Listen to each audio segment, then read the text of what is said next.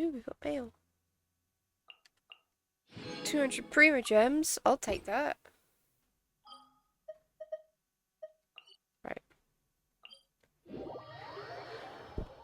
I've been fiddling and biddling. A little bit.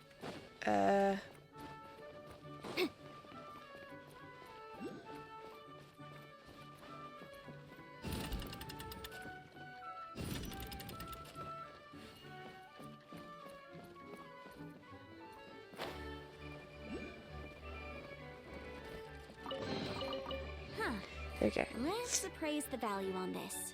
I want to get the story done, and then once we've done all the story bits and pieces, we can do as much of the piddling as there is left to do.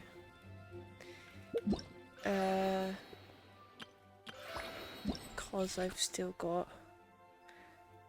a long way to go.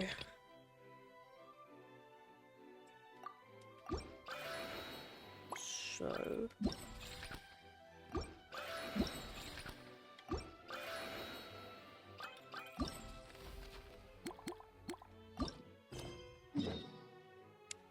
let's go do the afterword. And we've got a couple of bits to do story-wise, and then it'll be all piddles all day long.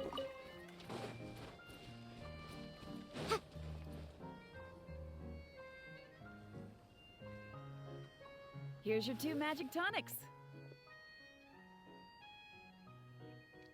Ah, Kaya and Jean. Why, thank you, young lady. And might I add that you're looking quite lovely today. Jean, come on, take a seat and let's have a drink.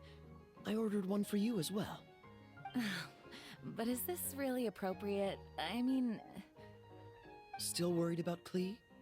Relax. Albedo's with her. She'll be fine. Kaya and Master Jean! What are you two doing here? But Oh, look who it is. The Traveler and Paimon. You must be the pleasant surprise that Miss Alice told us about. Greetings such to you a both. flirt. This is one place I didn't expect to run into you two. The locals here have been talking non-stop about some brave heroes who saved the world. Let me guess. You two have been up to your old tricks. Well, not just us. We only played a small part. You could say we were 2 members of the Heroes Adventure Team. Still sounds mighty impressive to me.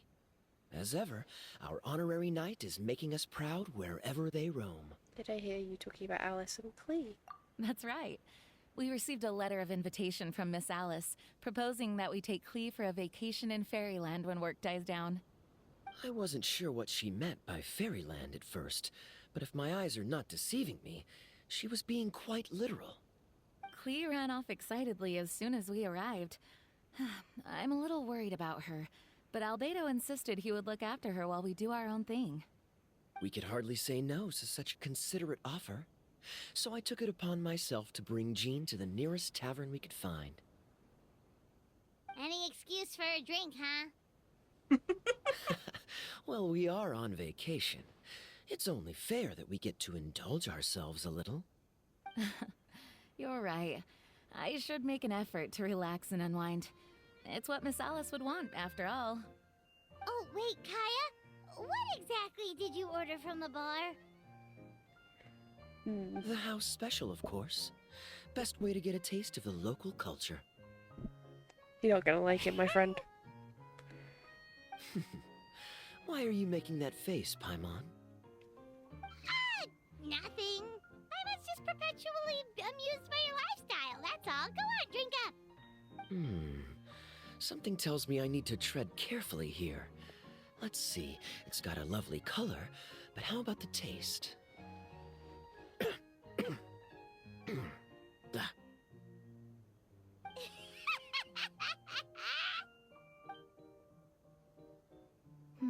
I think maybe I'll pass. But it's such a shame to waste it. all right, Paimon. Well played. Well, Paimon got burnt too, if it's any consolation. Trick, It's nothing trick. personal. Oh, by the way, we weren't the only ones who got invited here. I saw Kale earlier. She didn't see me, Kale! though. She was making a beeline for that big tree.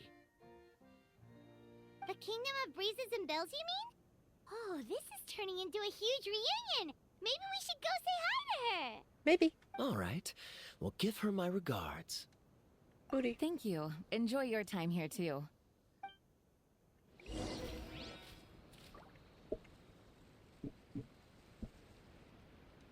Let's go look for Kale.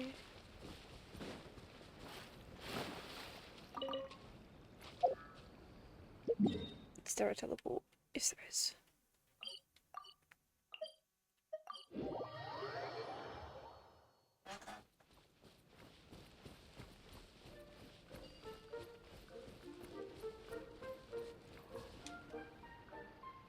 Right. Let's help these little guys out first.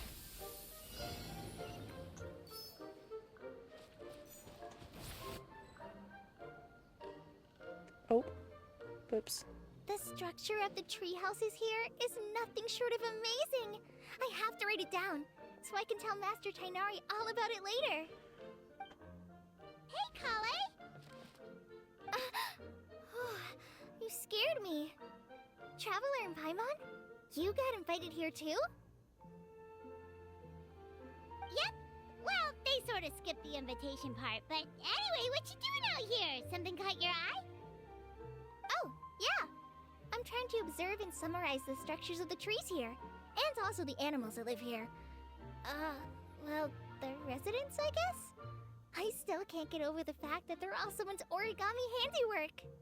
Once a forest ranger, always a forest ranger, huh? Not sure you'll be able to apply much of what you learn here back home, though, with this being a magical world and everything. What? Over there, by the giant footprint, have those houses always been there? Oh, those? The local flying squirrels told me that they were built by a small dragon and some guy wearing a hat. Oh, that must have been Minnie Durin and Hat Guy. Any idea where they went? Supposedly, after building the houses, they went to somewhere called, Constellation Metropole? Did I say that right? Yep, you got it. Oh, also, when the locals mentioned the dragon, did they seem at all, did they say how they felt about him at all? Now that you mention it, the atmosphere changed a little when they talked about him. Oh no. They mentioned some stuff along the lines of past misunderstandings and welcoming new members. I only just got here, so I know very little about what has happened in the past. They seemed genuinely grateful for the houses, though, and said they were going to plan a welcome party. Oh, thank goodness. Phew. Sounds like the forest has begun to accept him. It's a step in the right direction. Are you looking for that small dragon? Yeah, he's a new friend we made after we arrived here. No way! Really? I'm getting more and more interested in your story. No. I've got to save it for next time. For now, I've got to make the most out of my time in this wonderful world. Oh, there's no rush. Just take it slow and enjoy yourself. Like Kaya. Oh, he sends his regards, by the way. Oh, Mr. Kaya is here too? Then I've got to go say hi to him. Well, right now he's at the tavern and he probably won't be leaving until he's drunk. Not that he'll ever reach that point because his alcohol tolerance is so high. Basically, it's Kaya. You know where to find him. You make a good point, Paimon. Then I'll focus on exploring for now and go catch up with him later. Shall we go pay a visit to the Metropole Traveler? Maybe Minnie Durin and Hat Guy are still there. Oh, right. By the way, something pretty interesting has been happening in Sumeru recently. Master Tainari has been working really hard on it, so if you have time, definitely go and check it out. Sounds good. We'll find some time in our schedule. Take it easy. Of course. See you later. Oh, I failed the challenge because I ended the quest. Oops.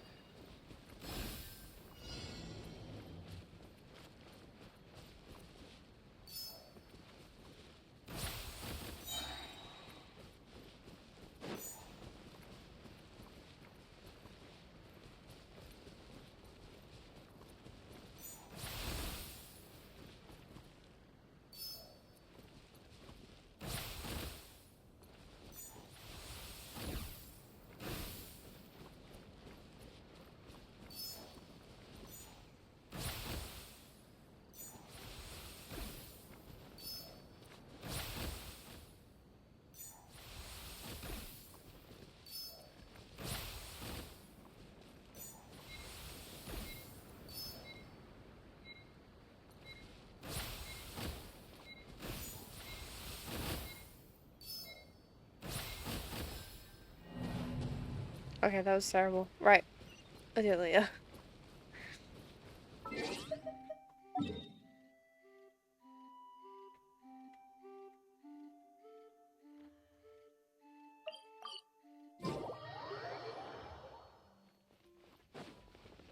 Meow.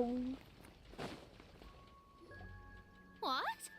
Are my eyes deceiving me? There is no way. I can't believe it.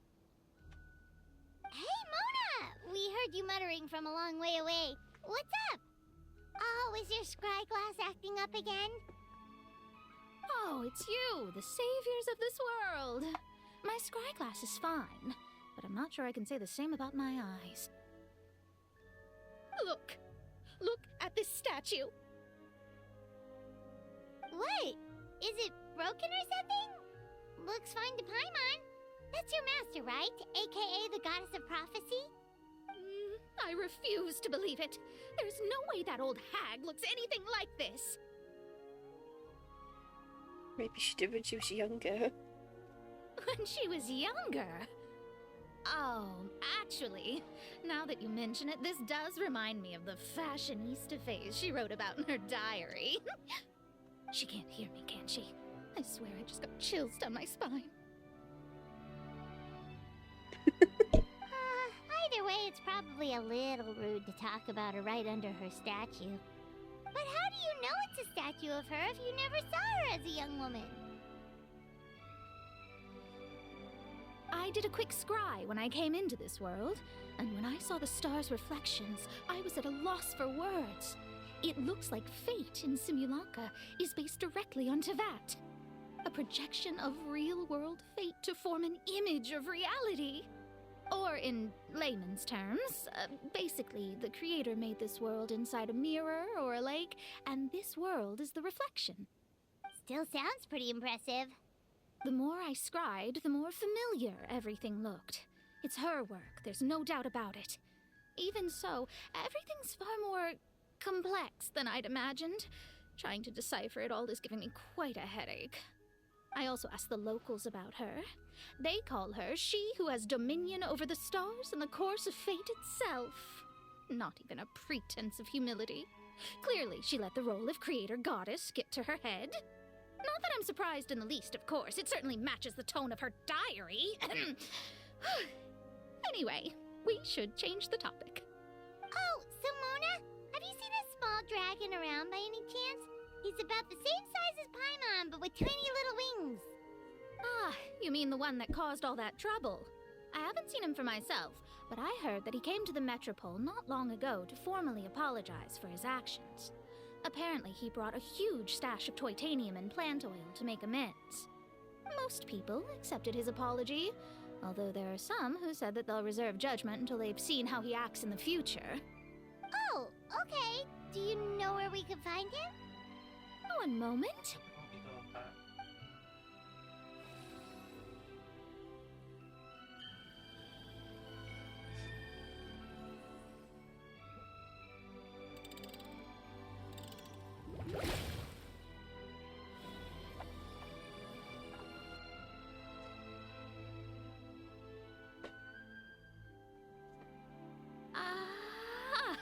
It looks like he's at the Broken Sea. There's a big group of people with him, too. Cool! Wanna come with us? We can introduce you? I think I'll sit this one out. This might be the closest I ever get to meeting the old hag in her youth, so I think I'll spend some time seeing what else I can glean from her grand design. You guys have fun. Be careful. What do you mean, be careful? Now you're making me nervous. We'll be off now. See you later, Mona! See ya.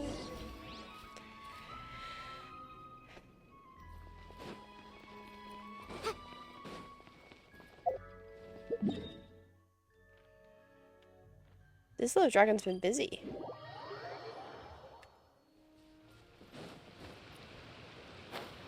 There they are.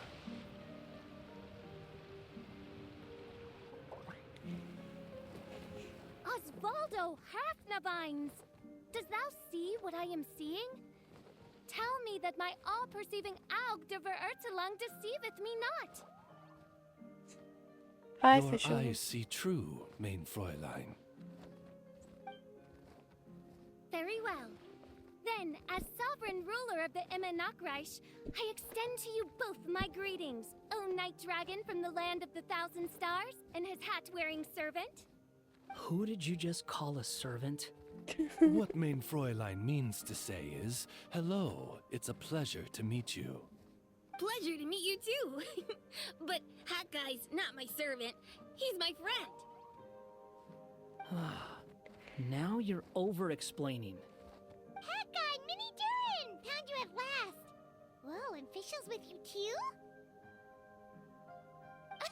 Oh, greetings, Outlander blessed by the Immernachtreich. How honored you are to meet your prinzessin beneath the stars of another sky. Clearly a decision made by fate itself. I echo your sentiments, Your Highness. It's your honorary knight, Paimon! Whee! She's adorable as fuck. Greetings. You both look well. What's up? Hey there, Klee! Have you been having fun here? Yup, loads and loads of fun. There are so many cute animals, and a magic train that was really long, and a huge, huge castle, and a king lives there and everything. I've been taking Klee to see all the sights. It's been a very enriching experience. Alice's magic is truly outstanding. Yeah, Mom's amazing. Klee wants to build a great big house now, too. So, your mom and my mom were friends? Our moms were friends, which makes you my big brother. My mom used to read your mom's stories to me all the time. They were great. Big brother? You're a part of the family now. Woohoo! I don't think that's how siblings work, but we'll go with it. Thank you, Klee. Can I go play with Klee, Hat Guy? Suit yourself. Albedo, can I? Go on. Just don't go too far away. I'll come pick you up later. Yay! Come on, Mini Durin. Aww, Do you wanna adoptive come play dads with all us around. too, Fischl? Your prinzessin accepts your invitation. Rejoice! Though you may be concealed by fog, still you shall have the good fortune to witness the true might of the Aug de Vertelang. What main Fräulein means to say is, perhaps we can all play hide and seek together. Main Fräulein is it. Hooray! I love hide and seek. Aww. Oh, me too. I love my crazy woman and her emotional support animal that translates all of her craziness. It's To great. return to our previous discussion, Mr. Hat Guy, you were telling me about a prophecy? I heard B talking to M. What she said was, Since you're so persistent, let me tell you a secret. Our child will one day rise from the dead. Is she saying that Dragon Spine Durin will come back to life? I only heard it in a memory, so don't hold me to it.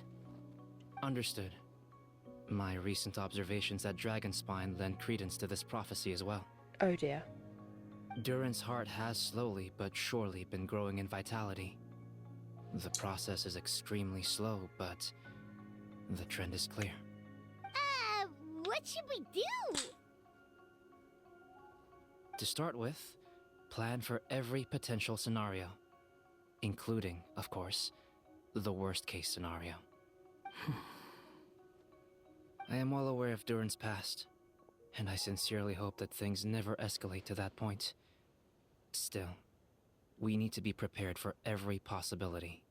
If the prophecy is true, and Durin's heart will one day beat again, I'd like to hope that whatever rises from the dead is no evil dragon, if you understand what I mean. Yes. Kind of? But not really. And so, when the time comes, Mr. Hat Guy, Will you and Simolanka's Durin be willing to lend us a hand in our hour of need? Huh? What's this got to do with me? You help. You saved the Durin of this world. Yes. I don't see that as a mere coincidence. If there is any meaning to be read into the actions of the three goddesses, beyond fairy tale whimsy alone, I can only boldly speculate that the fate of this reflected world may have a reciprocal effect upon our own world. If Durin of Dragonspine will soon come back to life, we will need many Durin's help, as well as yours, given that your fates are now intertwined. Well, that's a nuisance. To be sure, it certainly won't be easy. Albedo! Albedo! There's a flying paper ship over there! Can we go see it together, please? Sure. 2 seconds, I'll be right with you. Please give my suggestion some thought, Mr. Hat Guy.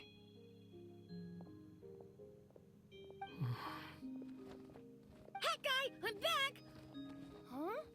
What were you guys talking about? He's so cute. Nothing. Huh. Okay then. Let's go join the others. Everyone's going to check out the new origami ship. All right, I'll be right there. Why would I be? Do I strike you as someone who cares about other people's issues? Yes. Quit trying to guess what I'm thinking. I'm leaving.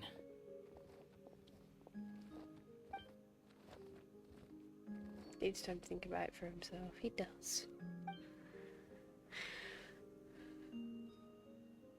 Aww, what a lovely little boat! The forest fairy helped us make it. Paimon just realized there's a lot fewer people around the Broken Sea now. Guess most of them have made their way back to the Metropole. Does this boat have a name? I can't see one anywhere. Huh? A name? Every boat Yep. has a name. At least all the ones I've seen before. They're usually symbolic names that represent something aspirational.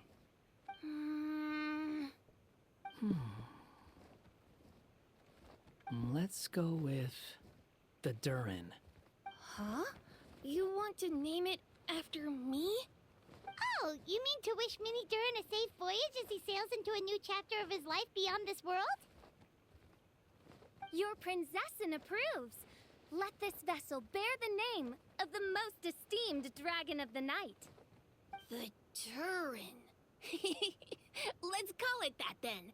Thank you, Hat Guy. Aww. Also, can I ask you a favor? Go on. Remember how Mom's friend said I should be able to leave this world? Well, I want to pay a visit to your world. Just a quick trip, can we? Huh? Is that a no? Paimon thinks that's a great idea. If the people of Simulanka are allowed to go to Teyvat, then what's the problem with taking Mini Durin there for a visit? I'm assuming I'll have to be your bodyguard while we're there. I can protect myself. And I'll do what you say.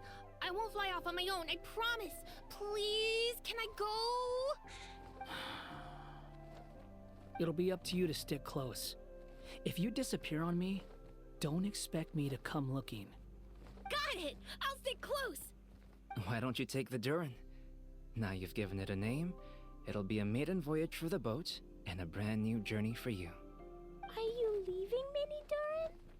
Okay. Well, make sure you come visit me in Mondstadt so we can play together again. Klee will draw you a map to show you the way. Though our time together has been as fleeting as a ray of light in the depths of the long night, the Immonok will welcome you with the grandest of music ceremonies on the occasion of our next reunion. As surely as the stars in the sky watch over us, we shall meet again. What Main Fräulein means is that you're always welcome to visit her at home as well. Cool. I have so many new friends now. I'm so happy. Are you done yet? If you want to leave, then get over here. Take care. Thank you, everyone. Thank you so much. The blessings you gave me are more precious than any treasure and more beautiful than any fairy tale. Next time, it will be my turn to make your wishes come true. He's so cute.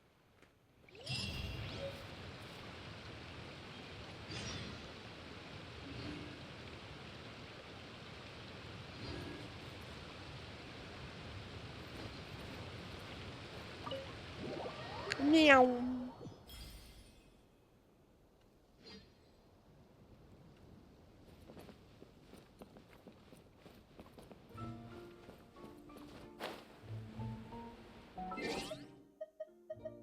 Right.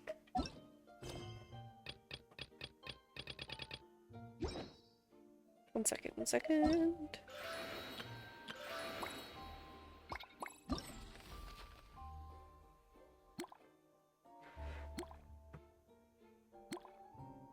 Right. Narration footnotes.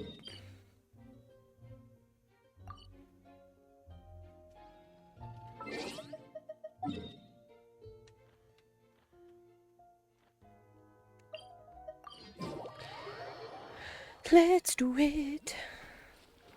Hi, Kara. So, are you all set? Ready to start investigating? Mm-hmm.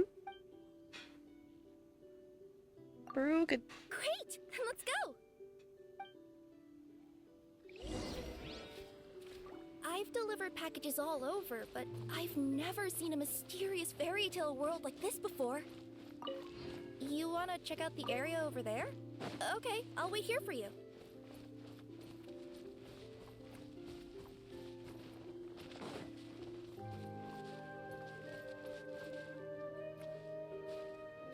Looks like nobody has gotten around to repairing this house yet. Ugh, even I wouldn't dare to sleep in there. It might suddenly collapse in on you.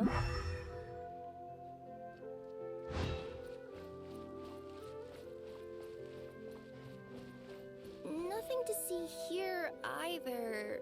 Maybe we can find someone to ask? Oh, that was an unintentional butt shot. Over there!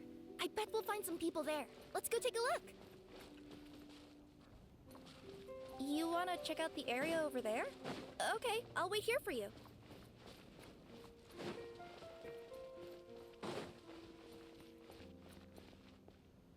Uh-huh. I was sure there'd be people here. There once was a goddess who ruled over fate. Before she died, she left 3 riddles for the kingdom she had created. What? Who said that? Long story short, on this day, a sentient feline, an outlander, and a diminutive pixie arrived on the scene. They saw a narrow path off to the side. Okay, but which side? Yeah, if you gave ambiguous instructions like that to a Comania Express courier, they'd give you the parcel right back and tell you to write the delivery address more clearly. Despite how obvious the answer was, the perplexed pixie and the flummoxed feline struggled to work it out. Although, perhaps a small part of the blame could be attributed to my dull narration. All right, let's try this again. The path on the left-hand side seemed to give off an enticing fragrance, as if to say, this is the way to wealth and glory.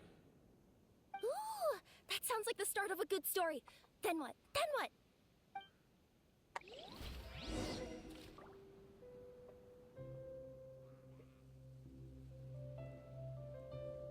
Left. At the end of the path, the motley crew would soon spot a secret stone room. A prophecy had once foretold of a Marquis who shall one day venture inside, and thus it is named the future Marquis's abode to be. You like it? The future Marquis's abode to be?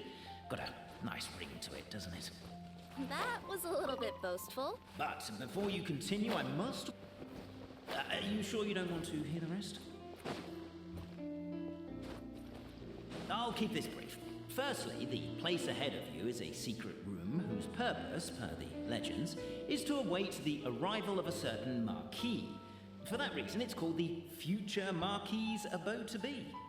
Secondly, when you get inside, Don't sit on the chair in the center, or bad things will happen. There, that's all. Off you go. Okay, don't sit in the chair in the centre.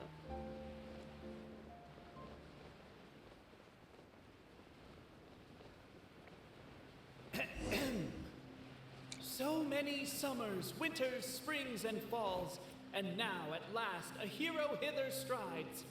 This realm knows not what lies beyond its walls. Its secrets mystify the world outside. Wait, new voices. Who are they? In the name of the elders of our 3 tribes, we hereby form this pact. That As from golden this sunlight fills the firmament, the tabletop engrosses your attent. Perchance peruse these pages thence. They surely represent no ill intent. rude, I'm reading. We hereby form this Why pact. isn't he reading the files on the desk? Hey, Bobarano, maybe quit showing off and try using words he'll actually understand. I can either rhyme like a bard, or I can curse like a sailor. And right now, Cape, you are seriously tempting me towards the latter. We hereby form this pact. Cape, forgive me for breaking the rhyme scheme for a second, but I want to hear. Captivated by the epic poetry and enthralled by the outstanding storytelling, the Outlanders knew what their next objective was. Namely, to remove the clockwork key from the raised platform up ahead. Cape, I just realized you said we all had to speak like bards, but every time you open up your mouth, I don't hear any rhymes. Yeah, I noticed that too. It's one standard for us and another for you.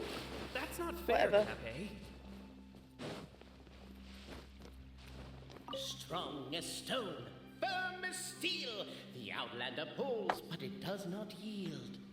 This has happened many times before, but this time is different. A thought enters the Outlander's mind. Attack! Attack! First weaken the structure, then seize the treasure. The attack now over, only one final step remains. Now it is the time to see. But alas, as was the case for all those who had come before, the key still did not move an inch. Wait, what? They got it out? Yes! Finally! Come on, move your butts! And your legs, assuming they're still in working order. It's showtime! No hard feelings about your lack of poetic contributions? Oh, let it go! Hey, buds. Ah! Welcome, esteemed and noble Outlander. Allow us to introduce ourselves. We represent the 3 great clans of this realm, having been selected as its authorized historical supervisors. Our purpose being to await the arrival of one such as yourselves who shall remove the clockwork key. My name is... You're Cape, he's Albizzi, and that's Bobarano, right? You've done so much talking that we can already tell you apart by your voices. Aren't we missing someone, though? The guy who led us here to begin with? Who? And thus was born the long-awaited fellowship, destined to uncover the truth of the past. Allow me to quote, if I may, in the history of Constellation Metropole, a new page has begun. Him. Well, there's no fourth person, so which of you is the ventriloquist? Come on, out with it. They don't even have We've mouths. never heard that voice before. But he sounds like he'd be good at reading bedtime stories to children. Well, whoever it is, I don't know and I don't care. Forget about him. We have far more important things to focus on. Like, where our journey goes from here. That key you hold is the pivot point about which the past and present of the Metropole revolve. However, between our 3 clans, there is some dispute over the historical record. Each clan has its own version of history, detailing the clan's origins and the tale of the Dragon of Old. And unfortunately, we don't know which one is the truth. Dragon? You mean the one that's been acting up recently? Oh, no, not that one, you adorable little pixie. When I say Dragon of Old... He means a dragon that would be really, really old if it was still with us today, but it was defeated in ancient times. The new one has nothing to do with our clan history. Is it another was dragon? that supposed to be a joke? Anyway, so you've been waiting for someone to remove the key so you can finally explore the truth of the past? Not just explore it, but argue incessantly about it. Honestly, I don't care that much. Cape's the one who's always bothering us about it. What we need to figure out is who resolved the dragon crisis. We have to know that before we can decide which is the supreme clan. The moment you removed the key from where it was lodged, you became the honorary Marquis. We humbly beseech you, noble Outlander, noble Traveler Marquis, we ask you to help us. You and your talking Puss in Boots, and the pale, floating pixie. Puss in Boots? Are you serious? It's better than demon feline, but still. Embrace it, my friend, embrace it. Most cats don't wear boots or speak, do they? I'm not even a cat, I'm a Nekomata. Now that you know the word, I expect you to use it. Please allow me to lead you all to a sacred memorial site. It will be much easier to explain what needs to be done once we are there. Okie dokie, this is weird. This place is sacred to my clan. It's where our brave forefathers once took up arms against the dragon of old. After a bitter battle that dragged on for many days and nights, finally, our forefathers fought the dragon into submission, and it fled. They took turns, though. Some forefathers worked the day shift, while others worked the night shift. So they worked shifts while the poor dragon had to work round the clock. So they say. It's just a legend, though. Wait a second? Did I just hear you admit that your clan's history is just a legend? History, legend, who cares? My clan was definitely courageous, that's the point. That's the truth. And isn't the truth what we've all been arguing about non-stop for all these years? Cape's words gave the traveler food for thought. Could it be that the truth in a fictional world is equivalent to fiction in the real world? But that would have to wait. Apparently, Cape was not alone in his pilgrimage to this sacred site. Unwanted company had arrived. Oh no! The traveler and the talking cat, Nekomata, decided to teach them some manners. At least the narrator's getting it.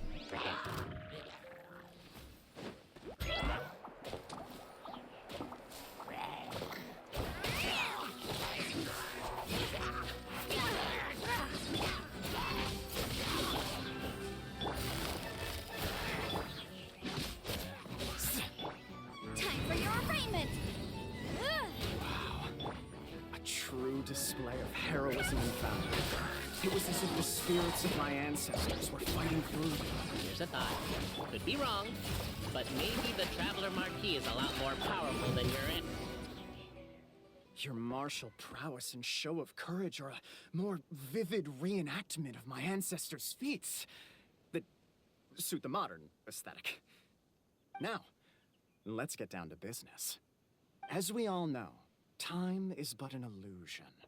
Time may flow line by line, page by page, or frame by frame, but usually it flows in the form of springs and gears. And that clockwork key you have in your hand can turn back time and make the past reappear. Well, actually, my view is that the illusion of time is more of a problem of consciousness. Gears power the body, while the body is the vessel of the conscious mind. But the mind cannot understand the dimension of time, so we experience instead an endless continuum of moments as the pinion of now turns along the rack of ages. I'm getting flashbacks to when I was delivering packages to the Sumeru Academia.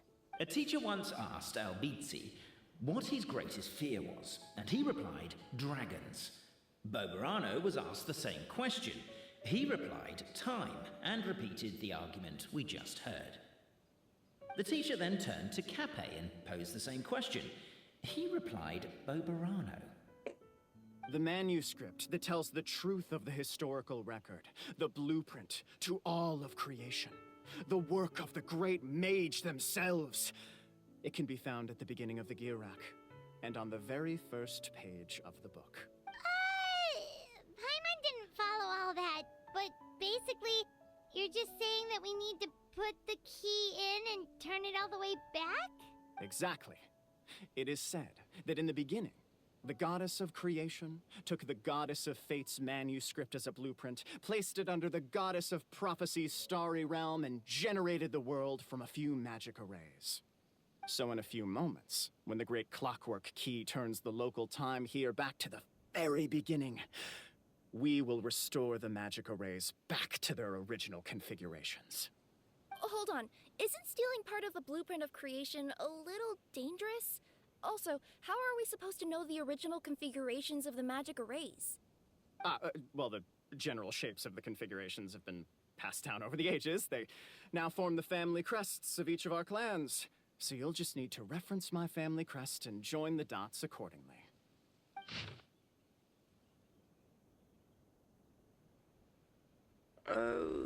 Okay. To address your other concern, when the house has already been built, do you really think that taking away the construction crew and blueprint will cause it to collapse? The Traveler Marquis prepares to insert the great clockwork key into the nearby keyhole. This is very strange.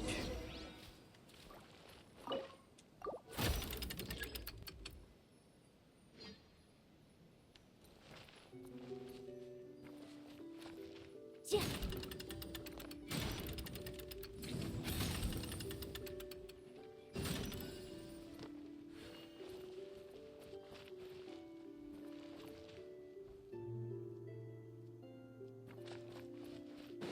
I guess we should start here?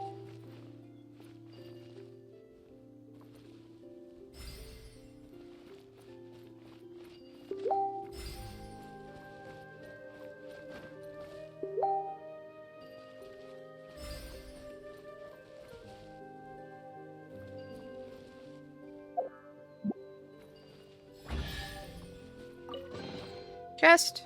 Woo! Behold, the sacred writings that record the truth of... No, wait. That have shaped the truth of history. Gather round and let us bear witness. Brave Francois mounted the haystack, picked up a fork and planted it tines down upon the mountain of grass. Behind him was a large bright moon. He shouted out the names of everyone in the village. The village chief was the first to be named, and so frightened was he that he wished to climb up atop the haystack and stop Francois's mouth. Are you crazy? You're yelling so loudly the dragon might show up. You good for nothing. Have you not seen how the windmill everyone built has been destroyed by the dragon, and here you are worrying if it will return? Francois really would have loved to kick him off the haystack, but he held back given that the chief too was worried for the village's safety. Francois saw that night all the villagers had arrived and he cleared his throat. Dear neighbours and kin, think you still that we must endure this? No, of course not, but we cannot do anything about the dragon, said the grocer. Who says so? Did I not leap onto its neck with the windmill blades, stepping on it twice? I did it not fall down and flee. Perhaps everyone worked so hard to build the mill that was destroyed and everyone's emotions became inflamed. Lifting their fists, they decided to take on the dragon. But Francois lifted his own hands and calmed the crowd. Let us go home for today. Everybody's present. Lack of self-preservation is not bravery, but rather wrath. If we yet desire to face danger after calming ourselves, only then may we truthfully call our sentiment valour. So everyone went home. The next day there were still many youngsters who wished to follow Francois to take on the wicked dragon. Who would have known that the valiant possess the protection of the goddess's radiant charter? Encountering true valour, the dragon could neither spout fire nor slash with claws and was forced to allow the other party to call pauses and switch personnel. So after several days and nights of fierce fighting, the wicked dragon could no longer bear it and chose to surrender.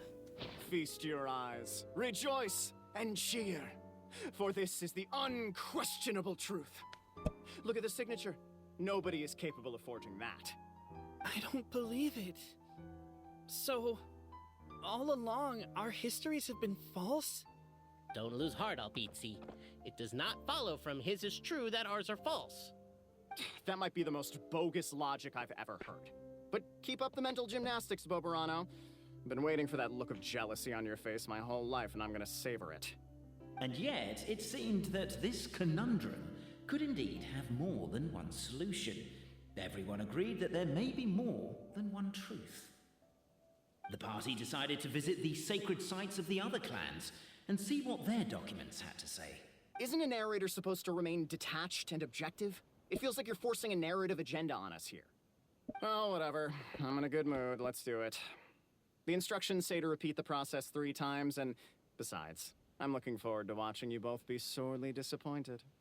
Let's do my clan next. I'll lead the way.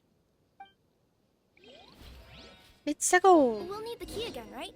Let me see if I can pull it out. Yoink!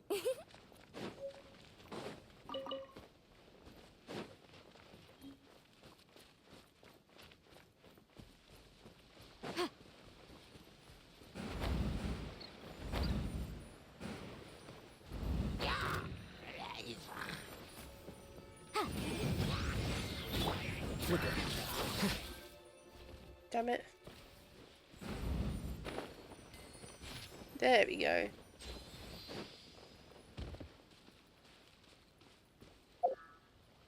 Where are we going? What?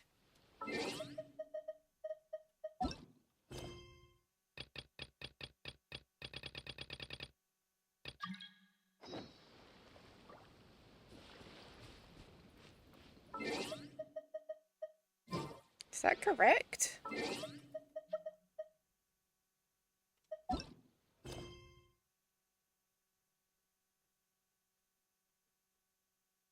No, that's a different quest.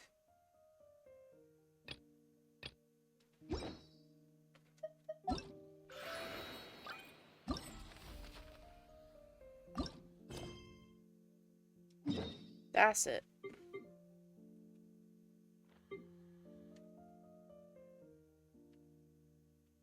That's the bitch.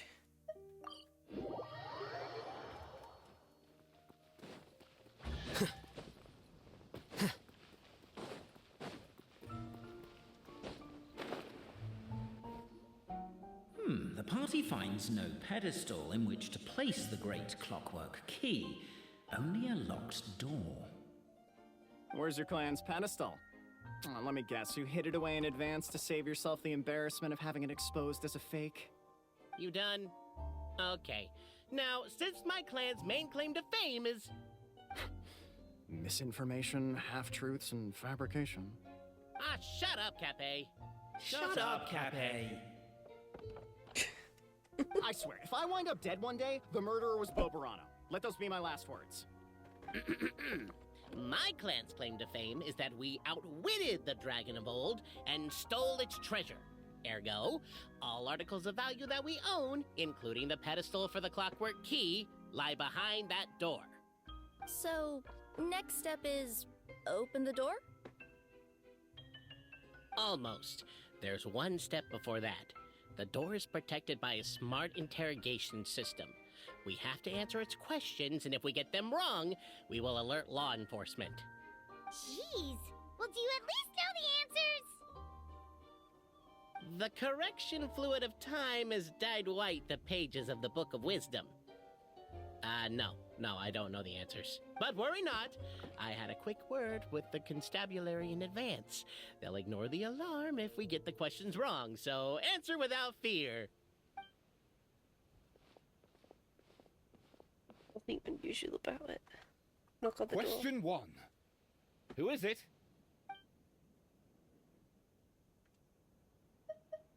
The great yokai, Nekomata in boots. And the trusty travel guide, Pixie! Travel guide. Trusty travel guide! Question 2. By which virtue did the ancients defeat the dragon? Wisdom. If this is the right answer, I swear, I'll Correct. What? A barefaced lie. So low. Question 3. Which is more real? The fiction of the outside world, or the truth of this world?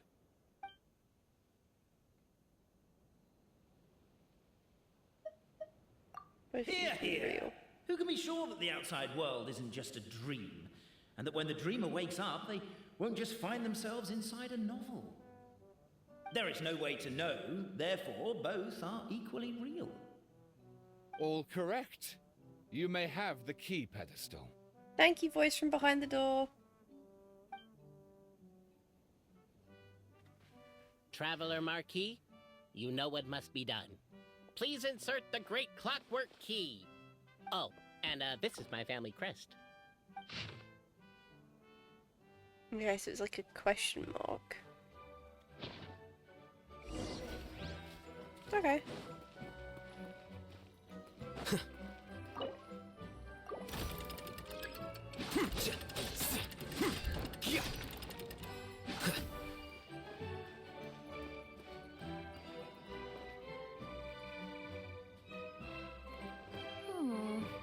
Do we really need this one?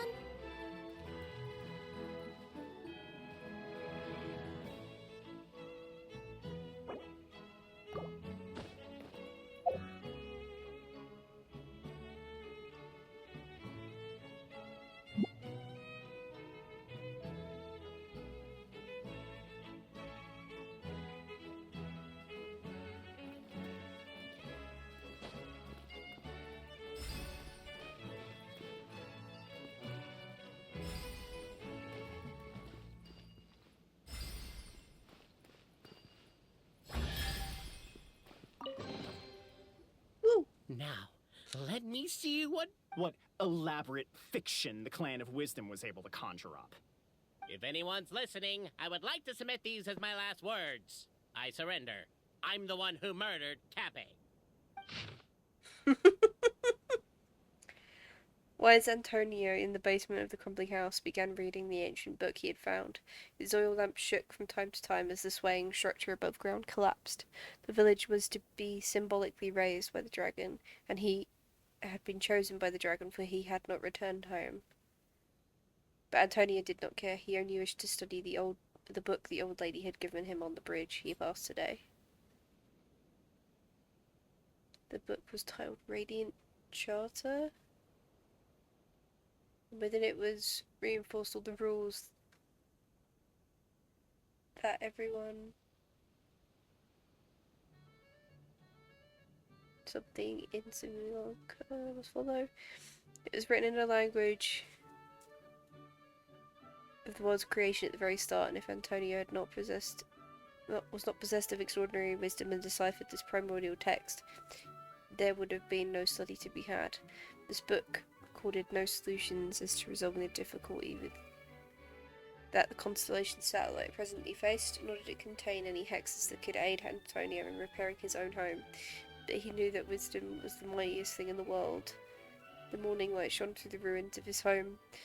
The neighbouring blacksmith and the chubby chief took great pains to get rid of the house's wreckage, which blocked the basement hatch. With dark circles around his eyes, Antonio said to the chubby chief, "I shall defeat the dragon. I will return soon." "Are you sure you're alright? You don't look like you got any sleep." "Just smoke from the oil lamp, don't worry about it." The dragon sat atop a mountain of treasures, gazing down at insignificant little Antonio walking closer. Flames gathered in his throat, preparing to burn the area 1 centimetre before him, all the better to scare this puny, foolish creature away. "Halt! I'm a qualified second-class Meister. Radiant Charter states that that should I refuse a duel, you cannot use force." This restriction did indeed exist, so the wicked dragon swallowed his flames whole. Ah, how it dreaded going to the toilet tomorrow. Better burning diarrhea. Antonio, for his part, had not expected that the second-class rust clearing Meister qualification exam he had taken on in a lot could come in useful. "Since I am a second-class Meister, I propose a duel of riddles. You cannot refuse." Now, Simulacra had such a law mainly for the benefit of sphinxes, old sages, and princesses who wish to make life hard for others. The evil dragon had not expected this reward to catch up with it. I shall ask the first question. A house went for 8,000 mori yesterday, but I thought there was room to raise the price, so I brought it back for 9,000. Planning to sell it for 12,000, 10,000. How much more did I lose in the end? The dragon laughed in contempt. What's so hard about that? You could have waited until it hit 10,000 to make your move, but you sold for 8, bought for 9, you lost 1,000 mora that you could have earned instead. Wrong. You burned my house down yesterday and I couldn't sell it in time, so I've lost far more. Sorry, I mean, I do have to burn a house, and you happen to not be home, so I might as well hit the one that doesn't result in any loss of life. Now that you've lost this content, I have the right to loot the same value as your life minus 1 mora. Considering that you burned my house, I can seek damages, assuming that my house is worth just 1 mora. Well then, wicked dragon, please know what to do with yourself. Please spare me, I'll give you anything. Your words, not mine, Antonio said, and he pulled out a contract that he had written long ago. Thus did Antonio use his wisdom to take all the evil dragon's treasures. The dragon, devastated, would never return to attack Constellation Satellite, where Antonio lived. Many years later, a child asked Antonio, "You sold your place for 8,000 and spent 9,000 buying it back. So it looks like you actually did lose 1,000 more."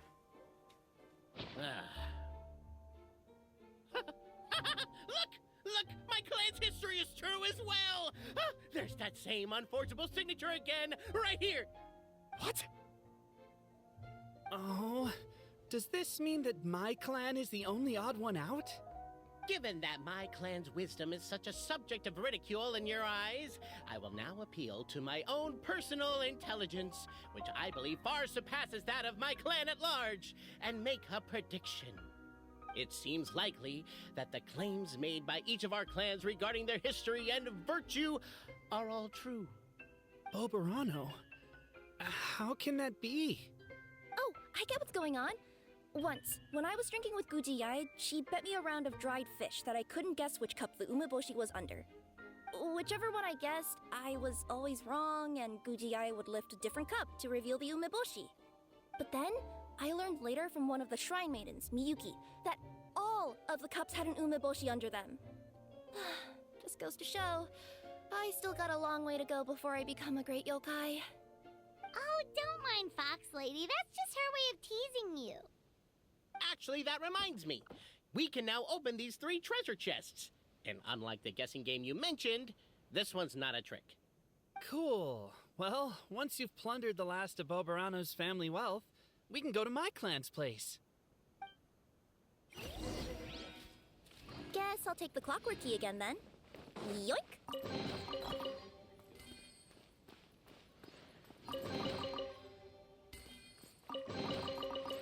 Woo!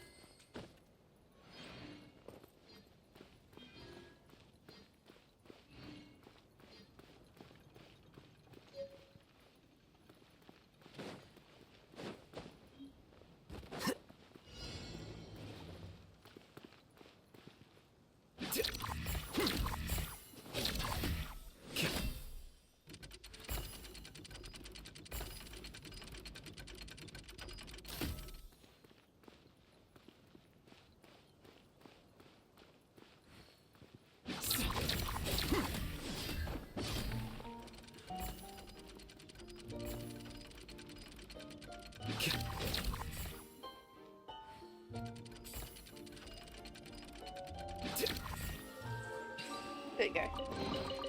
Don't let any of it roll away now.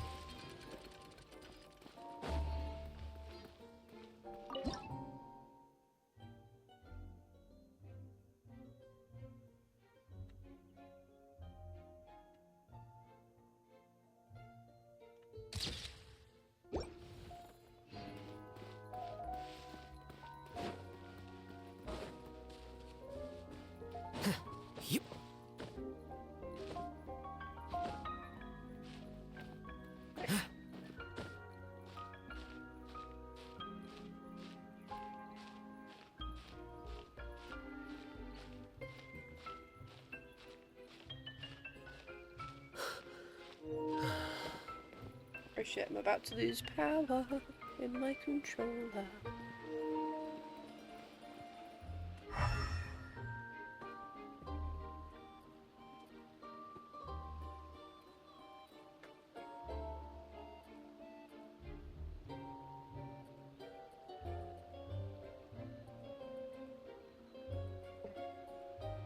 What's this right now? Is it? No, it's this way.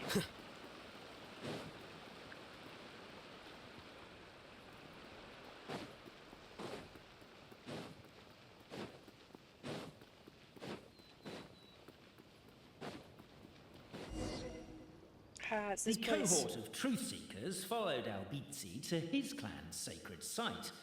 They arrived to the site of a giant guard towering over them. Up ahead is my clan's gigantified guard. He can be a little pig-headed, and he's incredibly strong. Your weapons won't even scratch him. Wait, but wasn't Kappe's clan the one that's all about strength? Oh, the guard is one of Kappe's people. Size is a coveted trait in the clan of strength, after all. Mine is the clan of empathy, and our key contribution is growth serum. What's empathetic about that? Our ancestors believed that, just maybe, the dragon of old didn't mean us any harm at all. Perhaps the dragon simply didn't notice us, since we are so very tiny. So, they drank the growth serum and grew even larger than the dragon. Then, they set the dragon down, calmly explained their perspective, and eventually taught it how to empathize. The serum isn't what it once was, though. Nowadays, it doesn't make you grow all that much, and it actually makes you lose your empathy. So, I advise we take a detour. Despite Albizzi's words of caution, somebody, no doubt, has other ideas. Surely we could avoid a conflict with the guard, they think to themselves, if we could just try to understand one another. You could, of course, just take the path to your left and go around. But some people are gluttons for punishment. It's all part of the experience, I suppose. Why is my own clan treating me like a villain? You've been away too long. We all have. Feels like we've been waiting forever. We should be getting close. Okie Why is dokie. this place so full of junk? Are you the kind of people who never throw away the box when you buy something because you're worried you won't be able to return it without the original packaging? We'll never find the Oracle Pillars in all this mess. Never mind that. We have a more pressing issue. It seems there's a slight problem with my clan's family crest. The Marquis may need to utilize their wisdom to solve the issue.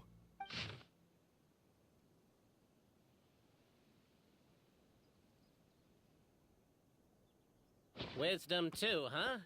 Well, you guys have a bit of everything, don't ya? Except empathy.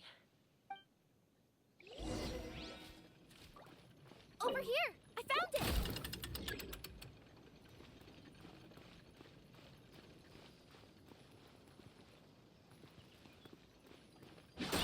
Keep the knife down! We don't want to alert the guard. I'll go keep watch.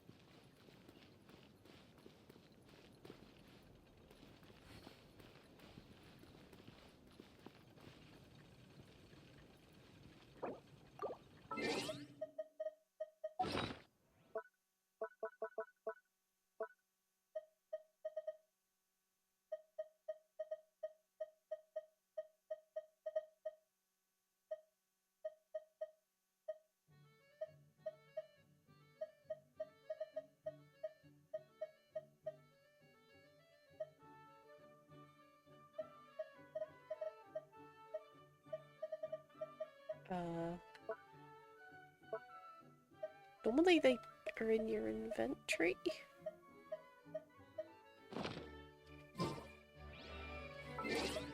Wait. Huh?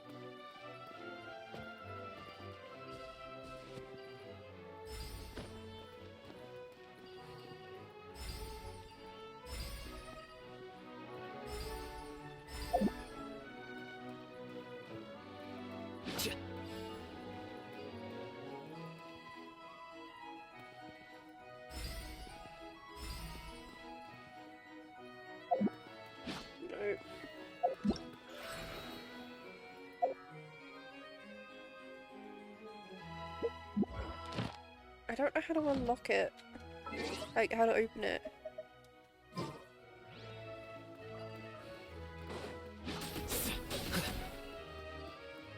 Apparently that was incorrect. But don't blame yourself, it's Albizi's clan's fault for taking...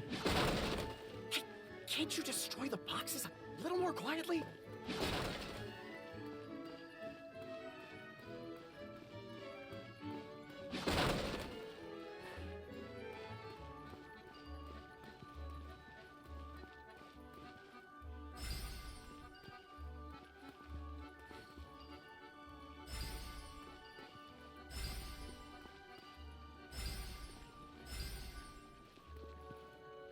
Shit.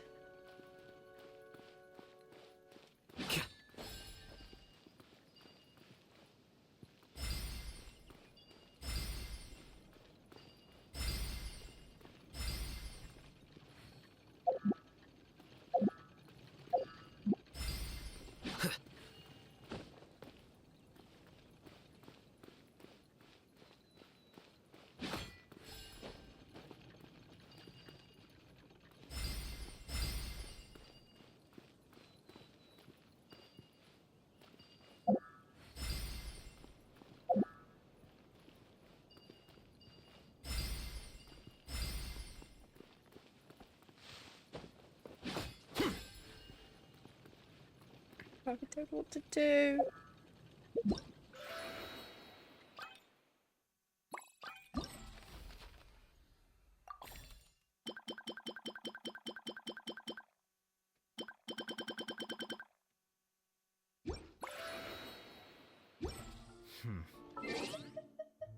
There have been many poorly written applications lately. I guess I'll just have to reject them all.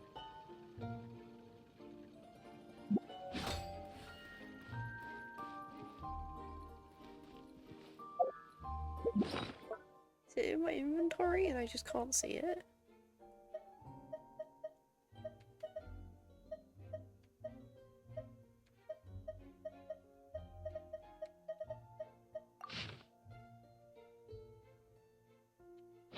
No.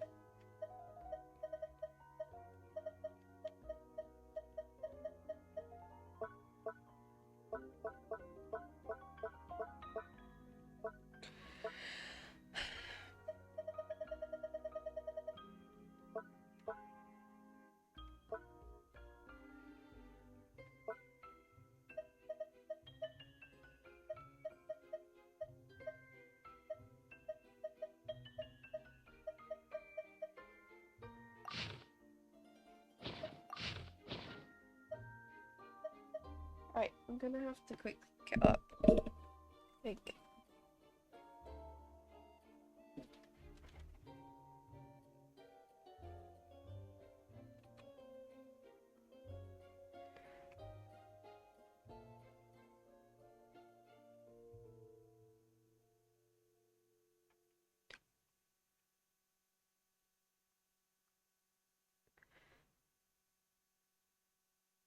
Let me just get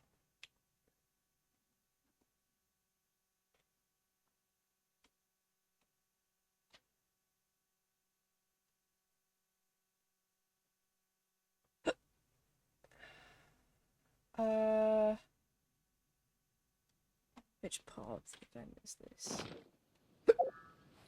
Wait. Huh? No. Narration. Footnotes. God, I've got the hiccups again. Narration.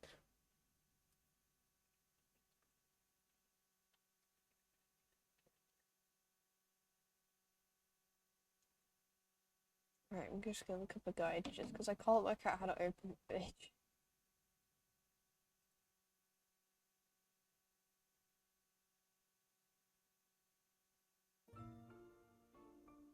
Okay, I might have worked it out.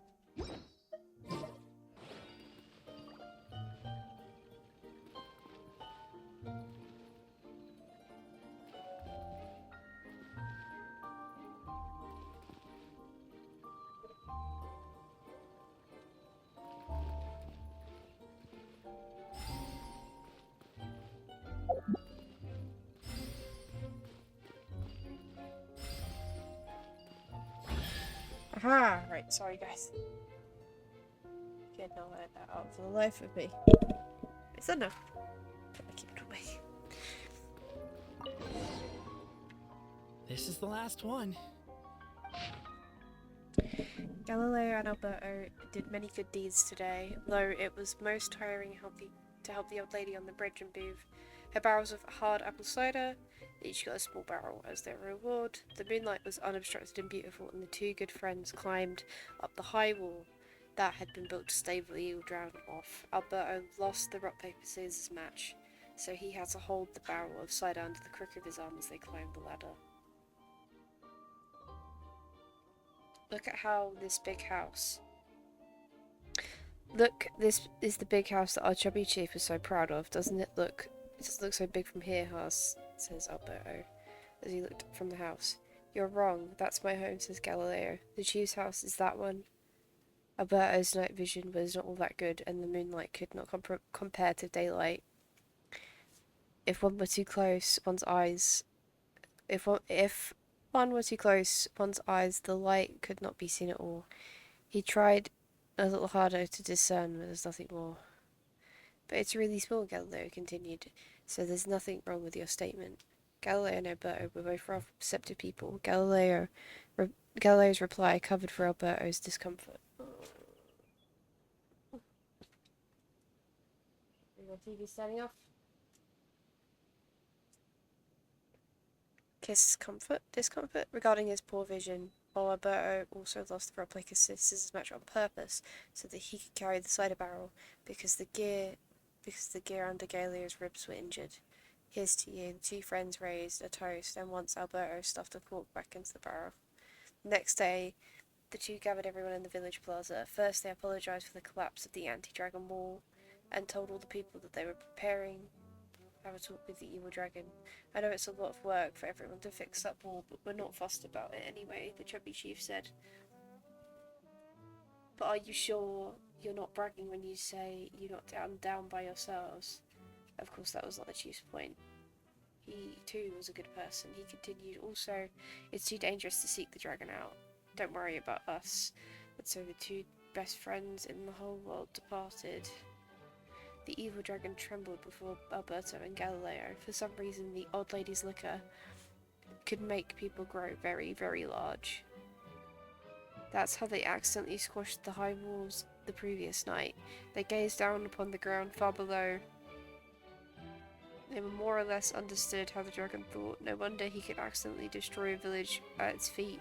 So as long as they could get the dragon to notice people, surely they too could come to an understanding. The two friends thus drank all the remaining magic cider, becoming larger than the dragon by a good margin. Reeking of alcohol, they sandwiched the dragon between them and drunkenly tried reasoning with it. The dragon shriveled up in terror. All of its monstrosity and fell aura forever gone indeed. It looked kind of pitiful. Alberto attempted to pick the dirt off the scales of the dragon's back, but wound up picking an entire scale. The dragon sought to flee, but Galileo, fearing that the crisis may persist for 10,000 years more if the misunderstanding was not cleared up, tugged its tail and dragged it right back. To be honest, we've always lived under your feet, but we are far too small, so you may not have ever have seen us. Now we've transferred into and become big, so now surely you must know that we dwell at your feet. The dragon nodded repeatedly, thus did the two and the dragon chat all night long, believing the goal of mutual understanding was achieved. The two set off to their road home. The signature. So it's true. Empathy is one of the founding virtues of Constellation Metropole, too. Just as we suspected, all three are the truth. Okay. Well, this is a lot to process. I feel a little empty inside. Yes, we found the truth, but there's too much truth. I get you. It's like in Inazuma, when there were only 6 books in the Mirage Warrior series, it was really popular.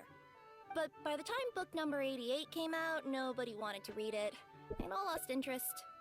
A brief moment of joy is drowned out by a growing feeling of melancholy. But perhaps there is a glimmer of hope to be found too? Anyone? Anyone?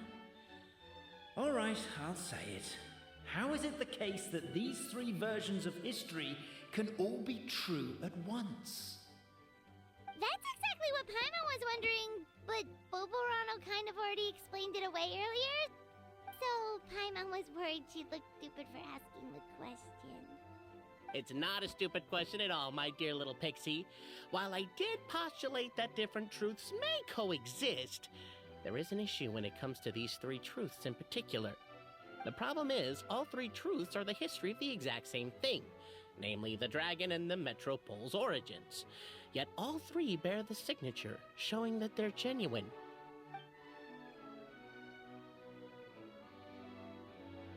Suddenly, the sound of a bell rings out.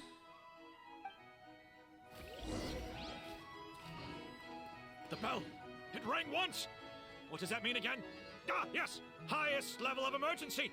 Everyone, to the main entrance! Stat! Bring all the glue traps and place them outside the gates! The whole city is on the lookout, and there's only one way out. It's the path right in front of you.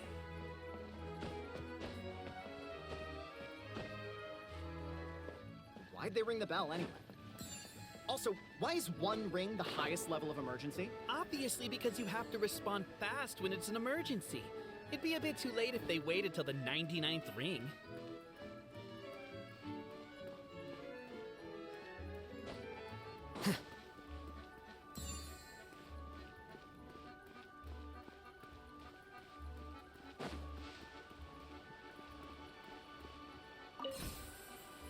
Meow.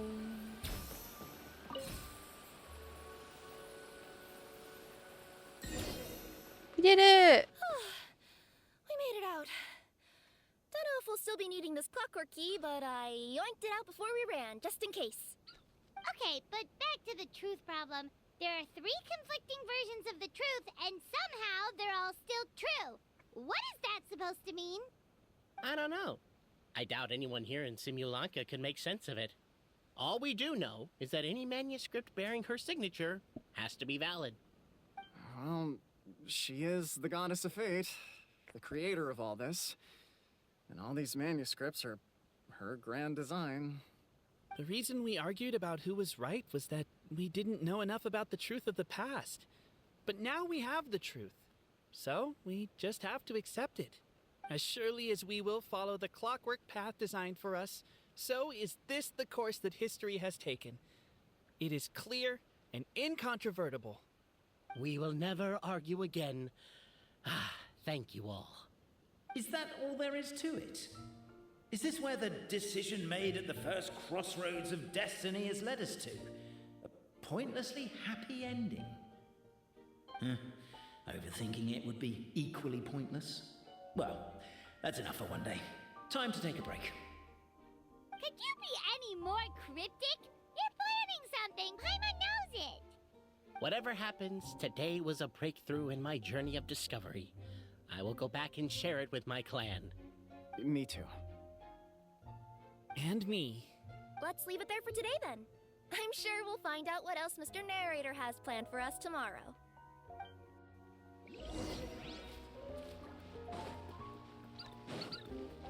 Okey-dokey. Right, what can we do in the meantime?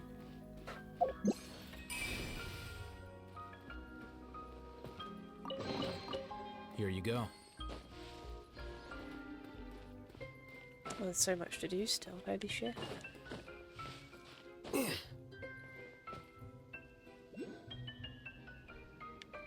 That's all up pretty high.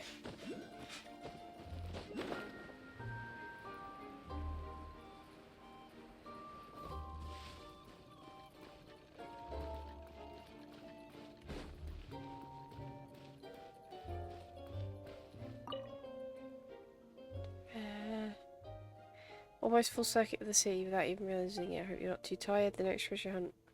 Just understanding of graffiti patterns. I trust that it shouldn't be a problem for you.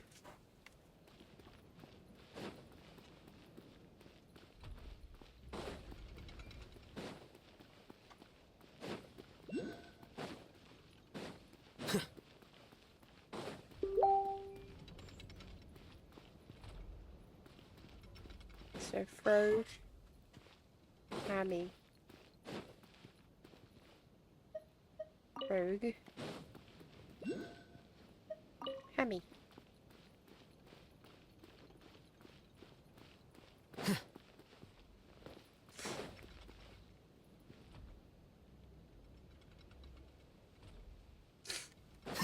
No? Nope, not a hammy. It's a squirrel.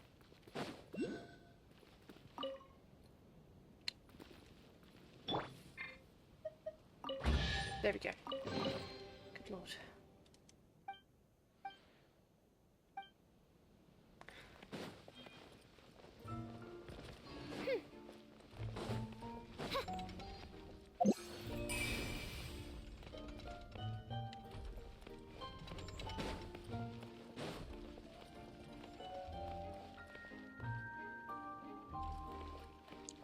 Isaac!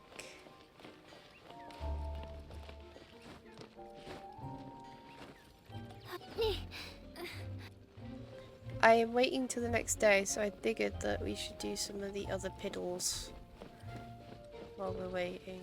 But I'm getting kind of lost. This event is huge, and I have got 6 hours left to finish up all of the remaining stuff for this so much of it. Oh my god.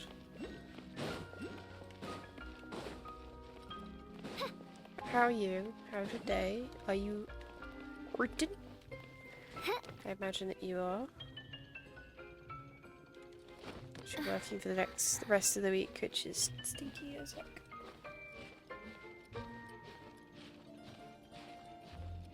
Toy Lego people. They are a cute.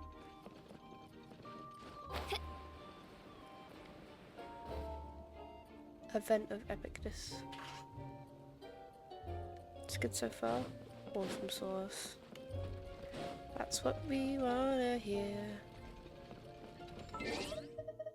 No. Oh, actually, that is what I wanted.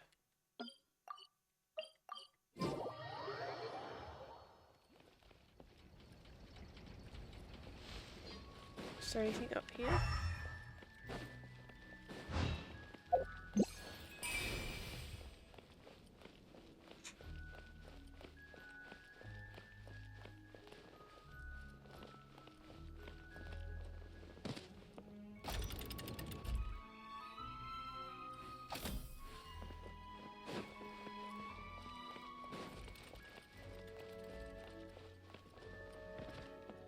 Right here? Oh goodness.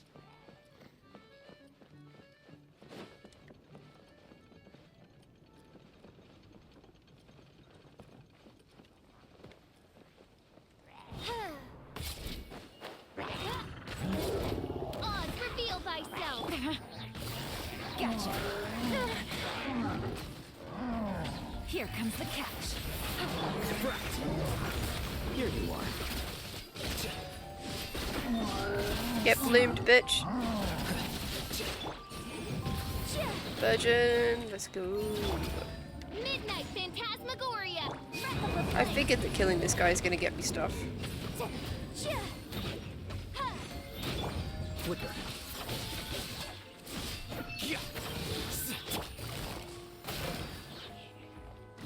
Incinerate! Whoa, hello. Oh, there's a chest right there, that's why. Aha!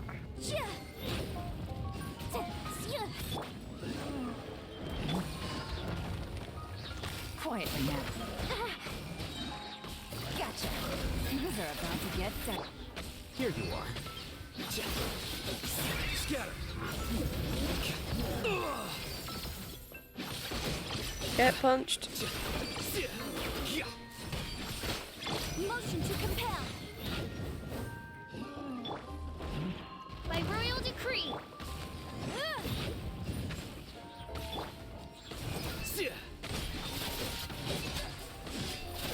I really need to get this guy finished leveling, because he is a beast.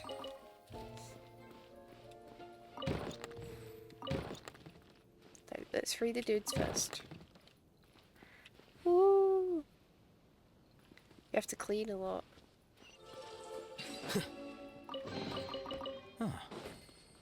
That stinks.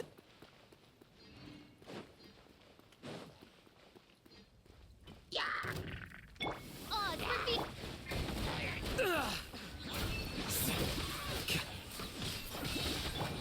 Quietly now. Deflect. Gotcha.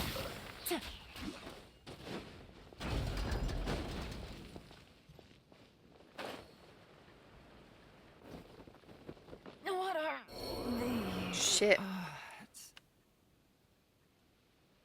I'm professional.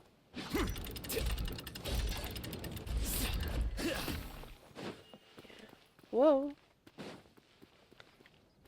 Well, I hope you get it all done. I mean, that's not too bad. By clean the carpet, do you mean clean the carpet? Hoover.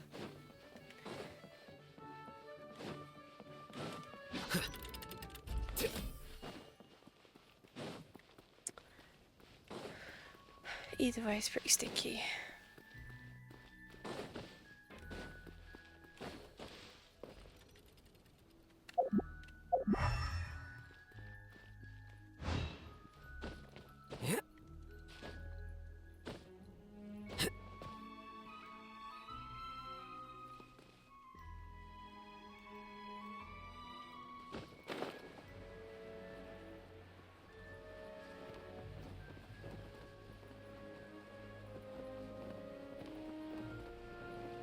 Right, let's hop down now.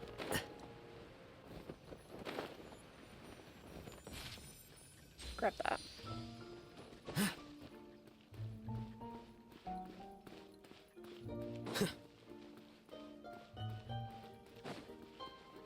Oh.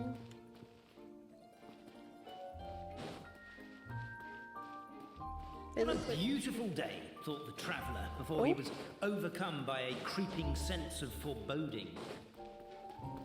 The voice in his head grew louder. Must go to Pendulum Lane.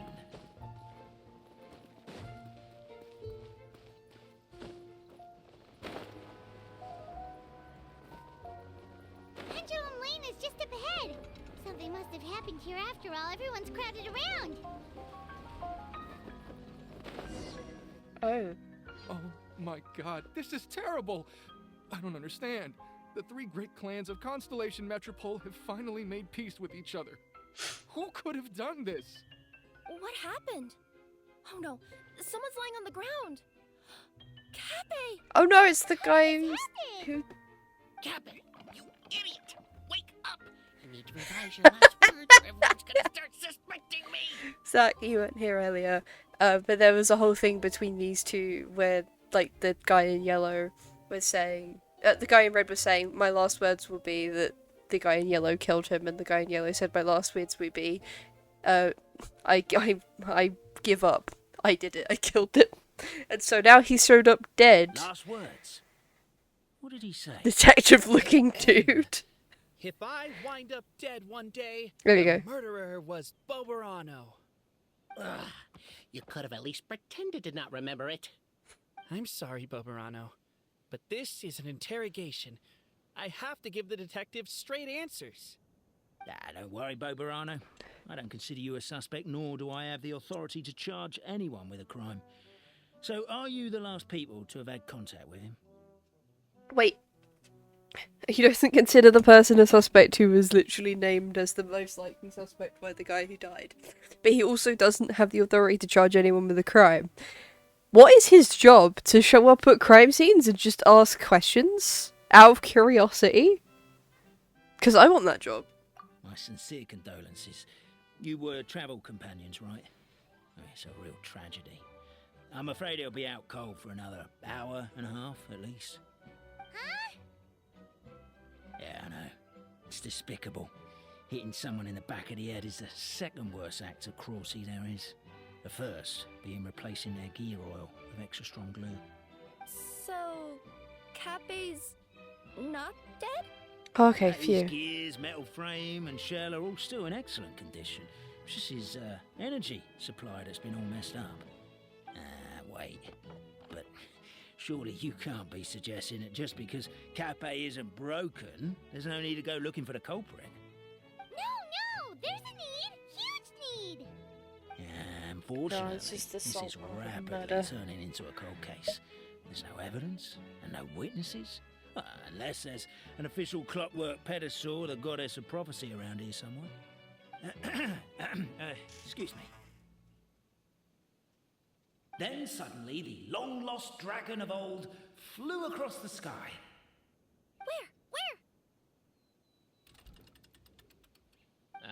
I didn't see anything. Hmm. Wait, why can't I move? No, my mistake. It was just a cloud. Or a bird. Or something. If only we could turn time backwards and replay the crime. Isn't that one of those, clockwork socket things right behind you? Ah, so it is. No wonder everyone here is suddenly struggling to move. Traveller, if you please, let's recreate the crime scene. Can do. Smacks everyone over the back of the head. Oh no, you meant you wanted me to replay what happened. Not that you wanted me to recreate a crime scene. That narrator is awesome. He is. He's also extremely ominous. The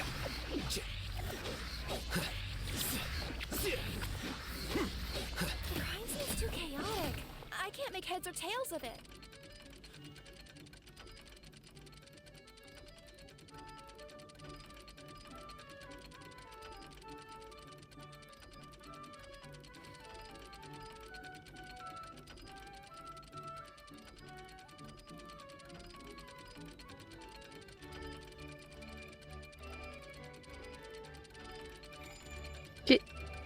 Did he just stack it?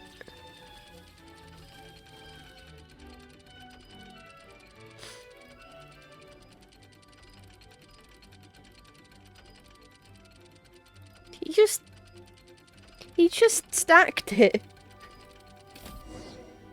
He just Well, that clears it up. Cape was walking along the street, and he suddenly collapsed. He was faking it. What? So case closed? Aren't you supposed to investigate a little more first? This guy has the easiest We investigator job literally replayed ever. the crime scene and saw it with our own eyes. There's no need for any evidence gathering or powers of deduction now.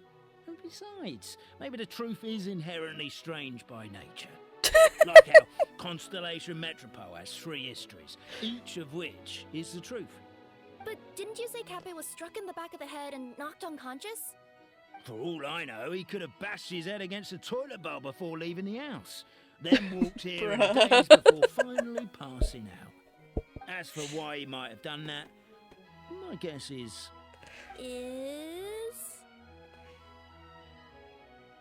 With the Supreme Clan question left unanswered and the tension in Constellation Metropole suddenly wiped away, he was looking to create a new source of conflict. So he's the drama. Only then would the city feel alive. He just wanted to be the drama.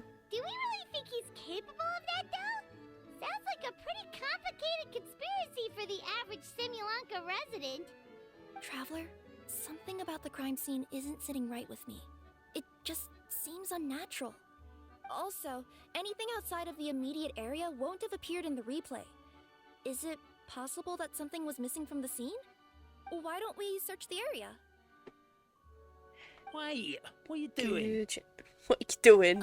Your fucking job, mate. That's what we're doing. We're gonna head to Cape's house to check the toilet bowl for signs of an impact.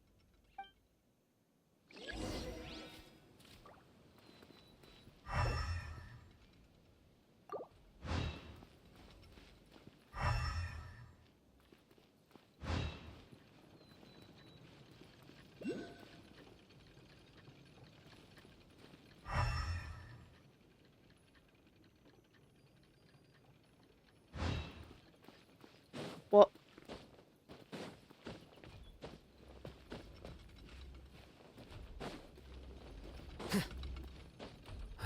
I can't see any clue. Oh, there's a clue here. There's a strange potion bottle here. Looks so weird. Let's take it.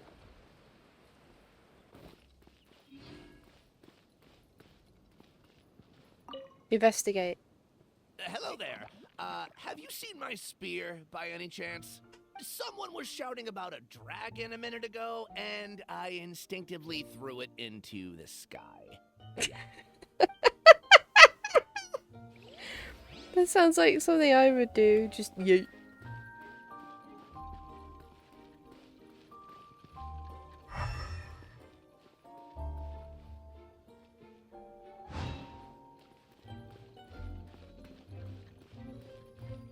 A pickaxe? What is it doing all the way down here? There's gotta be a story behind it. Let's take it. Investigate. You're not from these parts, are you? Just visiting? Yep, that's right. Why? What's up? Ah, well, I was gonna offer you a great job in the Titanium mines. A safe and secure working environment. Doesn't sound very safe. At least not as safe as being a courier. To keep the Titanium ore intact, we use specially designed pickaxes that can't cut through it. Even if you struck a person with it, it wouldn't so much as leave a scratch. And in terms of labor intensity, the work has been rated as Class 2 physical labor by a reputable organization. Even cats can do it. I'm not never mind. I give up. Meow. Welcome to Paimon's world. Mind you, I don't know what happened today, but somehow a pickaxe has gone missing. Maybe one of the giant guards broke it down, so someone took it to perform a rapid resuscitation procedure. Sounds pretty brutal for a first aid technique. Still, a missing pickaxe. Huh. Is it just me, Traveler, or does it seem kinda suspicious?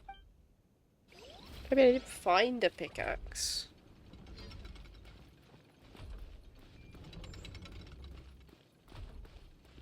These guys have got the same potion bottle. Is this booze? Come here. Whatever it is you were looking to buy, please do come back tomorrow. It's just, I have to close early today. The big A the bottle press. of growth serum has gone missing. Oh, growth If serum. someone's stolen it with the intention of harming others, the consequences could be disastrous. There's a whole investigation into it, so I gotta close the shop while I do an inventory count. If it turns out I'm wrong and I miscounted, I could be charged with filing a false report and disturbing the peace. Okay. One more clue. Oh, sorry, there's a dude right there. I was just walking into him. Sorry. There's a spear here. It looks so mysterious. Is it the spear that Let's the say one of guard these was the weapon used in guarded? the assault. Which one do you think it is?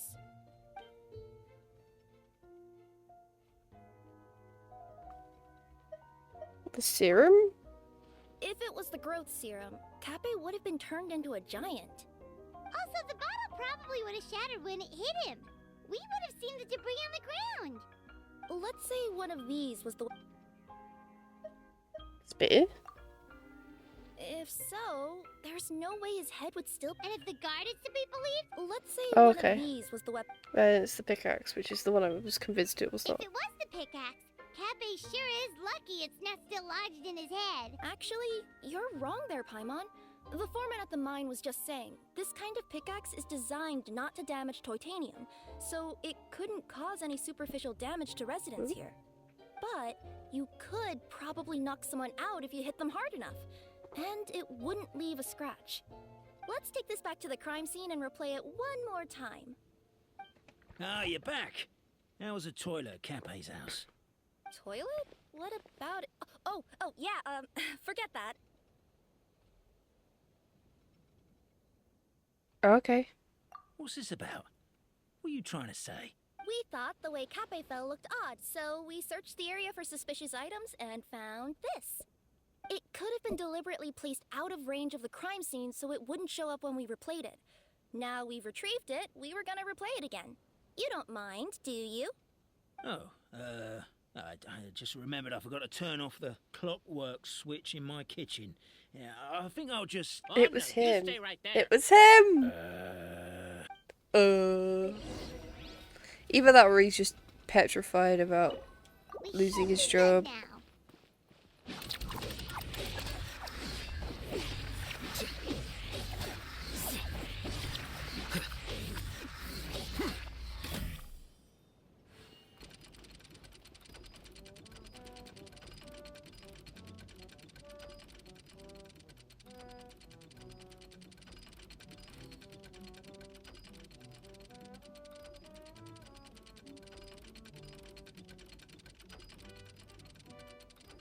The scribe's work is simple, which is exactly why I took the position.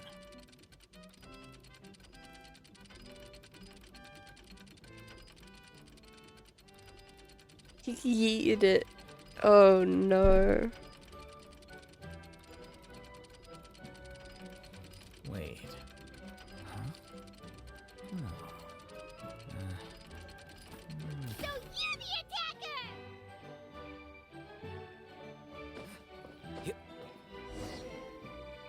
Take him away, boys!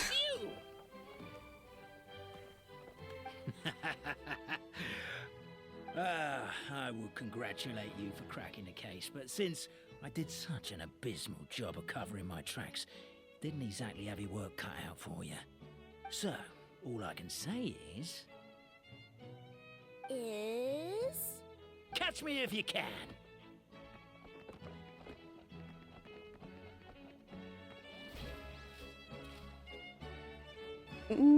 Bye! That's it! Let me at him! The would-be Marquis of Carabas dispatched the Necromata in boots, who ran off in pursuit of the poor little minion.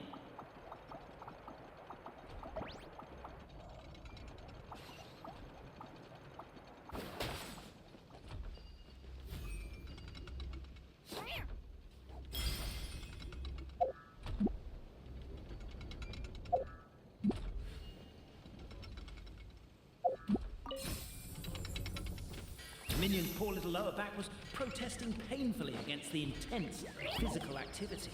He decided to take the elevator, giving him a moment to catch his breath. Really? His lower back asked. But the minion had no other choice. He resolved to make the jump down.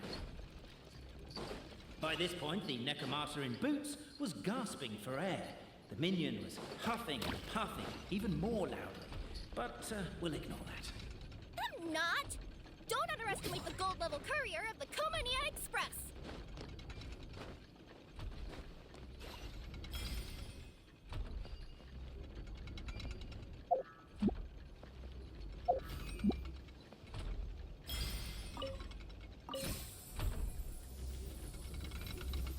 A characteristically catty response from the Necromata. Tell me, what do you hope to gain from bullying me? I get to let off some steam! Ha-ha! You fell into my trap. In fact, all the glue in this world is created by me, using my narrator powers. I make it and the residents just gather what they need. How could the narrator do this to I'm us? so jealous of you guys right now. You can just jump out of your shoes and keep running, but Wait, I'm wearing boots this time. Yes! The unnamed minion made a last-ditch escape attempt. He began his long climb, up the wall, the tall wall. He began his long climb up the tall wall. You call that a tall wall? In urgent... Right, no. Fuck. Let's try again. So, it was you! So, catch me if you can. Let's try again. I'm gonna catch you, big dweeb. We have a runner! That's it! Let me at him! The would-be Marquis of Carabas dispatched the Necromata in boots, who ran off in pursuit of the poor little minion.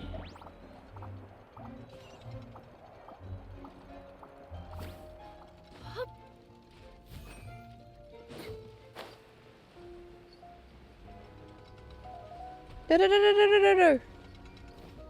The minion's poor little lower back was protesting painfully against the intense physical activity. He decided to take the elevator, giving him a moment to catch his breath.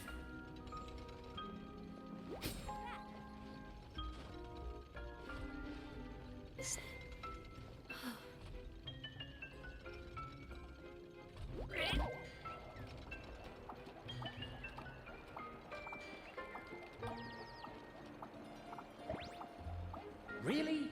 His lower back asked. But the minion had no other choice.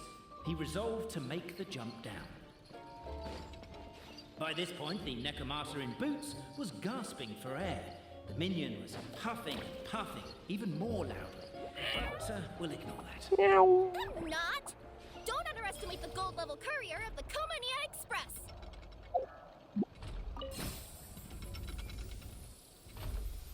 A characteristically catty response from the Neko Martyr. Tell me, what do you hope to gain from bullying me? I get to let off some steam!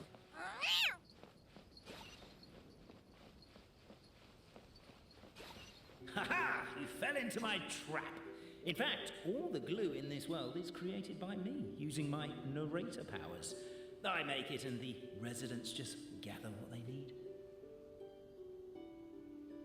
Oh, it was today. Oh, I'm so jealous of you guys right now. You can just jump out of your shoes and keep running, but Wait, I'm wearing boots this time. Yeah! The unnamed minion made a last-ditch escape attempt. He began his long climb, up the wall, the tall wall. He began his long climb up the tall wall. Do you call that a tall wall? In urgent neck. I'm beat. I surrender. We got him! You've got nowhere left to run. All right. I confess. That was fast. Getting caught by you here was a backup plan. I don't know if what I've done will make things better or not. Time to come clean. I am the narrator, the one who's been guiding you all this time. Gasp, shock, my mind is blown. There. Anyway, I only did what I did because... Why are you suddenly spilling the beans?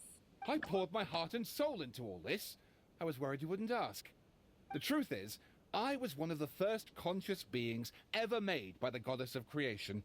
And I've known for a long time that this whole world is just a fairy tale written by the goddess of fate.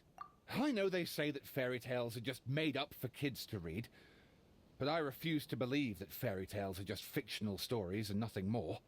The reason why Constellation Metropole has 3 origin stories is that the goddess of fate wrote 3 drafts and couldn't decide which one she liked best. Then her cat trod all over them, and they all got crumpled together, so the 3 worlds just sort of folded into one. The goddess of fate was torn between them anyway, since she couldn't decide which ending was best for the dragon or the kids. So when she saw what the cat had done, she simply decided to go with all 3. Who'd have thought? But what does any of this have to do with what you did? You're not a fictional character, so you couldn't hope to understand my sorrow. Honestly, I don't think there's anyone in all of Simulanka who would understand. Every day that I experience, every interaction I have with another person, is it really all just a work of fiction? The only reason the 3 great clans wanted to find out the truth was for the pointless task of electing the supreme clan. I thought that once they'd learned the truth, it might make them curious enough to investigate further. But as it turned out, they just accepted it and carried on living the same old lives. I have to motivate them to keep looking for answers now that they think they've learned the truth. I have to make them uncomfortable with the superficial explanation that they took at face value. And I have to figure out, once and for all, while you real people from the outside world are still here, are we real? Aww. That's my full confession. Time for you to take me back. I'm guessing I'll probably be forced to make a public apology, then sentenced to half a day in solitary confinement. I definitely deserve half a day. Oh, also, pass this message on to Cape Bobarano and Albizzi. Half a day in solitary The confinement, Great Clockwork i.e. Key being was sent originally to your put in room. place jointly by the ancestors of the 3 clans. If the 3 of them had any ability to cooperate whatsoever, they'd have been able to remove it by themselves. Over all these years, not once have they ever tried removing it together. Oh, my poor child. There's one thing you've been mistaken about this whole time. Ah! Whose voice is that? Detective? Was that you? Your voice acting's actually pretty good. The reason fairy tales are suitable for children is that they help them to understand the world. Fairy tales may be works of fiction, but at their heart lies an internal logic that is undoubtedly real-world truth in a condensed form. Perhaps they simplify good and evil, and perhaps they hide the darkness in metaphors. This is getting a bit But meta let now. there be no doubt. The world within fairy tales is as real as can be. And by extension, you and your compatriots are also real. Goddess! Is it really you? The line that separates footnotes from narrative can never be crossed. Never the two shall meet. This is why you have never heard my voice before. But now you wish to break free from the story, and there's a cat nearby, so you can hear my echo. Just your echo? Aww. Oh, poor detective. So, we are a part of the real world too.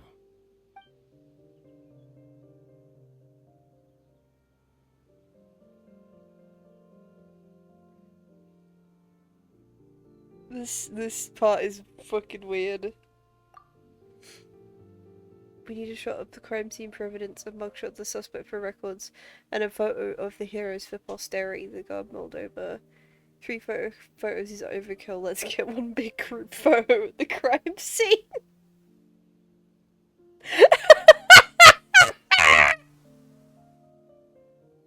I'm sorry. That's just a really funny image. Suspect try and look more serious. Heroes, more natural please. Happy smiles. But no smiling from the victim or their friends and family, thank you. No, no. Don't get up. Stay on the ground. We need to capture the crime scene as is. They've got the culprit and the person that found the culprit just gathered around this guy on the ground as the crime scene is still as it was.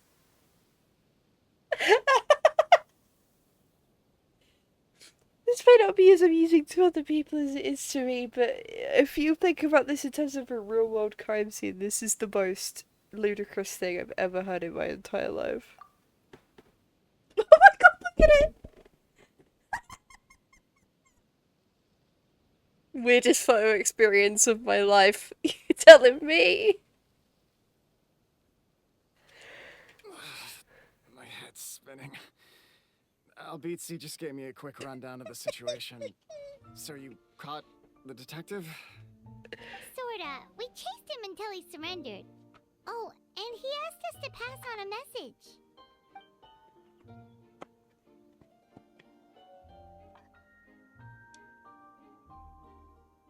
Does he really think we didn't try that? 'Cause we did, after 6 months in that place. Ah, that was my bad. I thought it was a stupid idea at the time, so I didn't really exert myself. I also sort of stopped trying after 3 years. Never mind. I'm partly to blame as well. On the second attempt, I just hugged the key and pretended like I was pulling as hard as I could. You guys are so lazy. My granny's neighbor's pet cat has nothing on you, and it spends all day, every day sunbathing. Anyway, you said you heard the voice of the Goddess of Fate at the end? That's amazing. There is a world beyond our own after all. What would you guys say to taking a trip to the outside world sometime? Otherwise, I got bashed in the back of the head for nothing. Depends. Do either of you know how to get there? But yes, I agree we should go.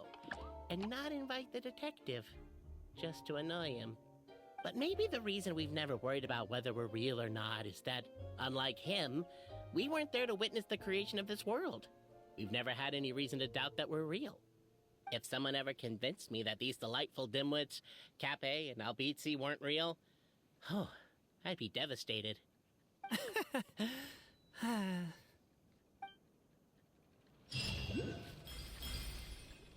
And we're done with one more section. Gather around for a group pick with the dead person. I mean, he wasn't dead. Which is even funnier, right? Because he was knocked out So he's come back around and he's been told, no, stay where you are, we're gonna get a photo. Could you imagine getting punched in the back of the head, losing consciousness? And when you regain consciousness, you're told to stay still and stay, like, pretending like you're unconscious. Because you need to get a photo. Like, this is the kind of nonsense that we're dealing with right now.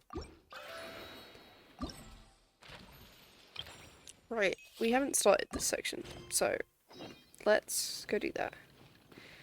Oh my god, that was ludicrous. It was dirty. Thank you, Genshin, for this incredible writing. Hello? What do you want?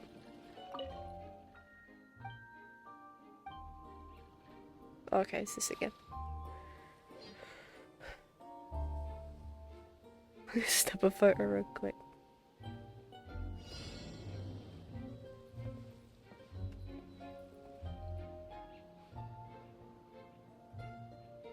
Oh shit, we're in the glue.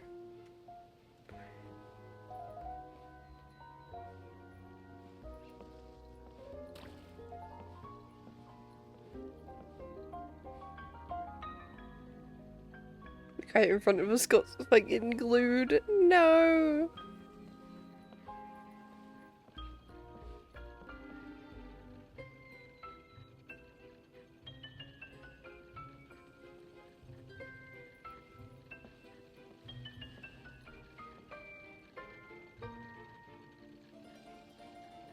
Okay, dude, you gotta give us some time to travel. Gotcha! Here you go. You're great! Oh, thanks! Ooh, and there's these things.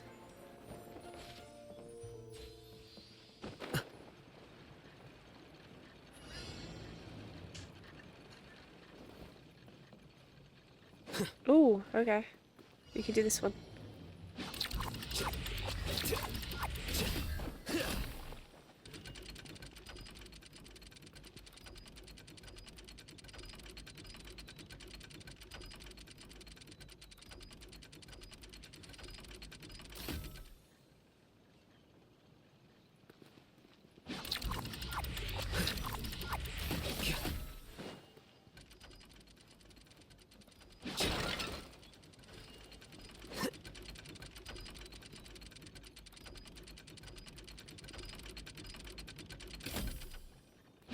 Right, let's try it again.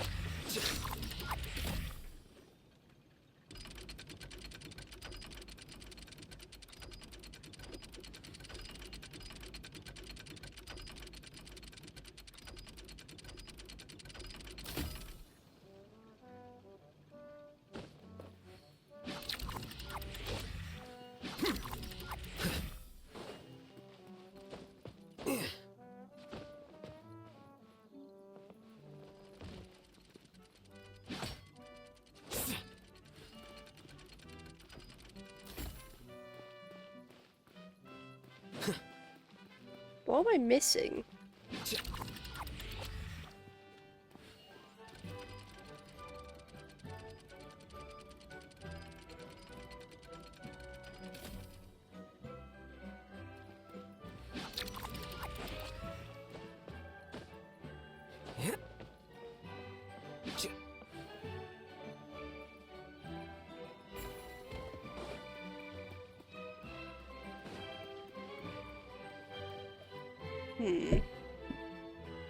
How do we prevent this disaster, guys?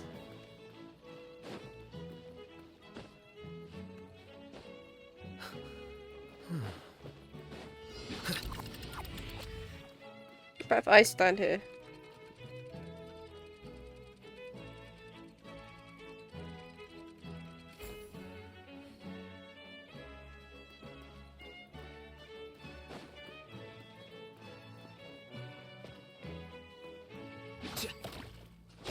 Oh! Oh, whoa, whoa, whoa, whoa, whoa, whoa, oh, oh, oh! And now it will be stuck.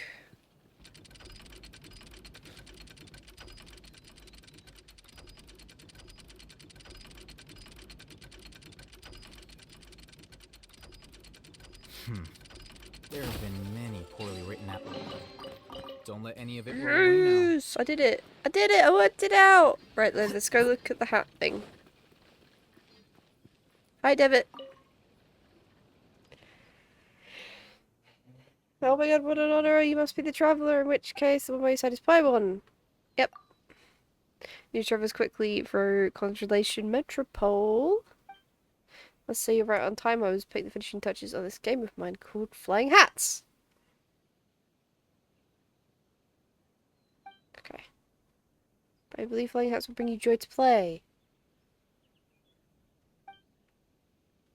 Okay, let's go. Hats. Flying hats. Flying hats. Okay.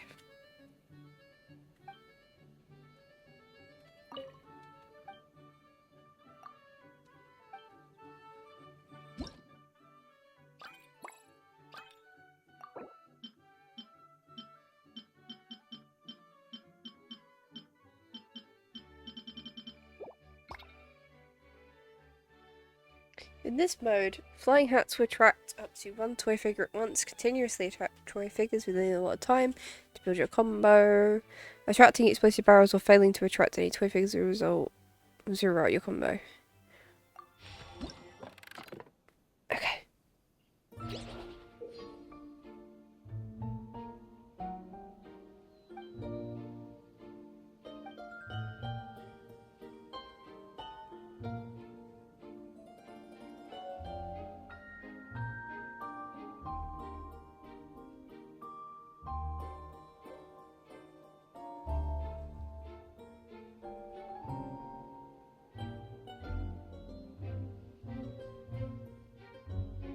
Oh my god, we're like a UFO.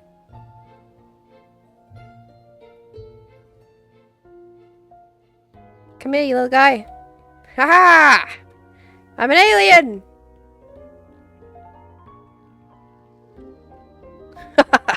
You're all gonna get probed.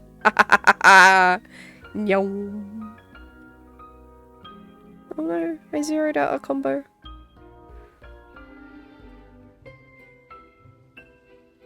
Got too excited. No, come back. Damn it.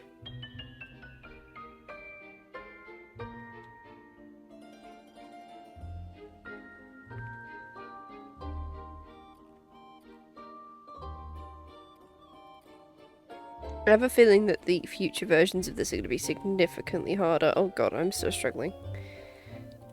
Come here! Let me probe you!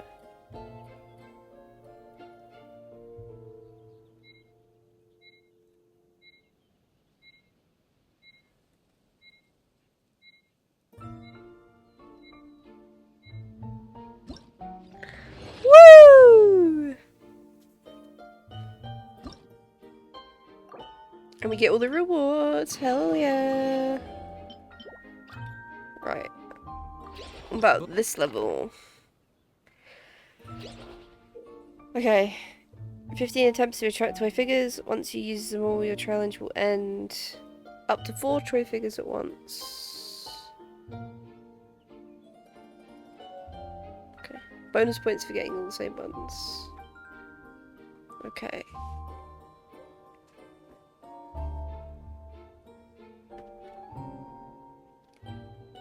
Dang it.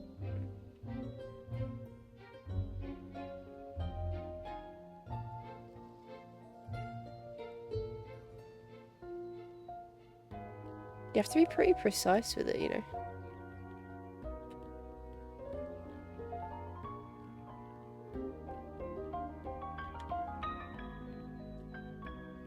Dang it! Come here.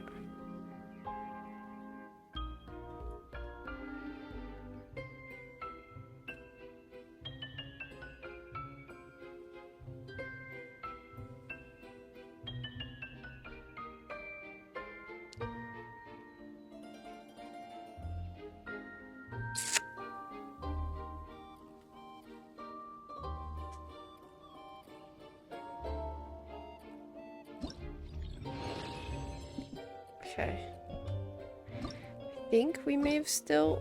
Oh, done it? Oh no, 2,400. Let's try that again. Let me probe you, Maddie 2024. I'm not ashamed.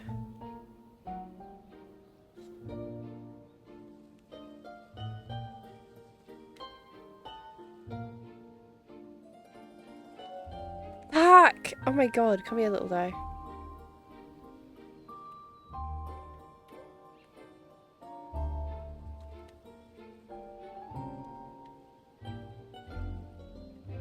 Come on. Get together.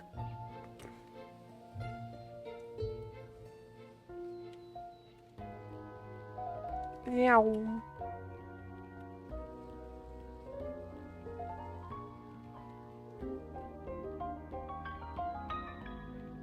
Meow.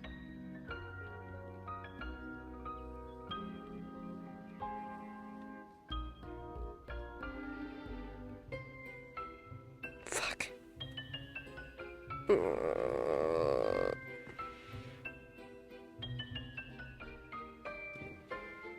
Oh, okay, so this isn't on a timer. It is, but it's like a 9-minute timer. It's all about attempts. Okay. We've got 2 attempts remaining. And we've already exceeded the score that we need.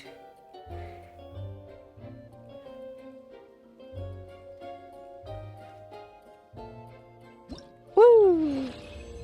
Right, that's better. We did it.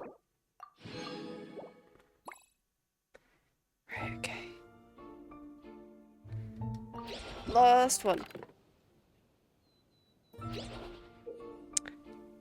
Every stage I have 4 rounds in total. When each begins, the clothes of the toy figures will briefly be displayed.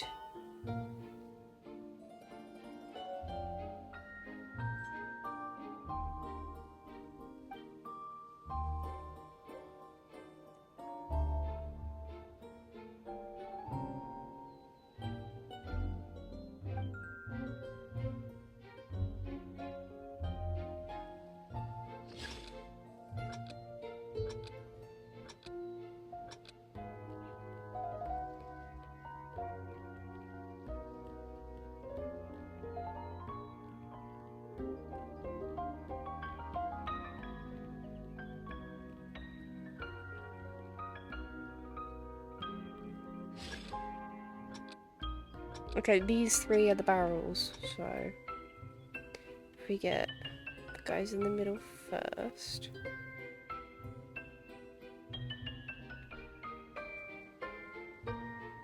Then we get the ones at the back. Oh, I'm a pro.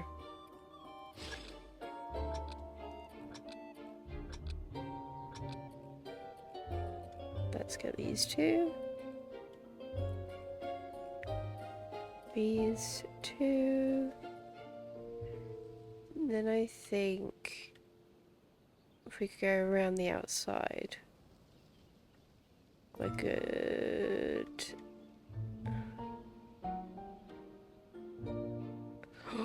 Look at me. Absolutely killing the game. Okay, let's get this one. And this one.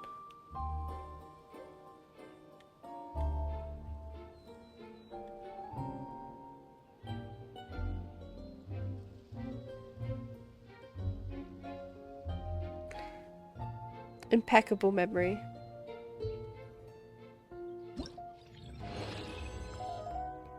Perfect score. Perfect score. Right. Well, that's that done with. I literally finished it.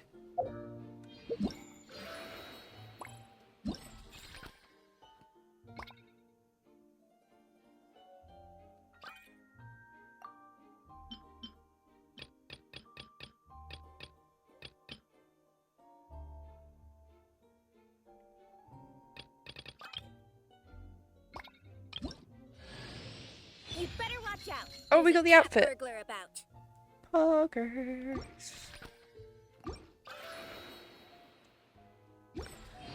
Right.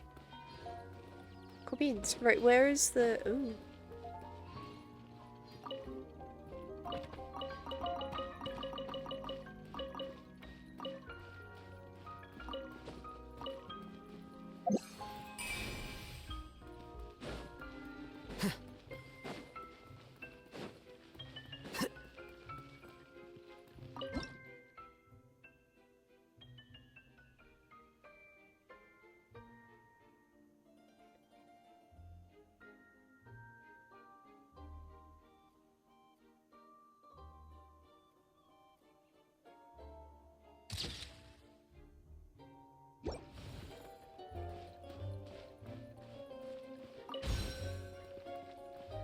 excellent stuff.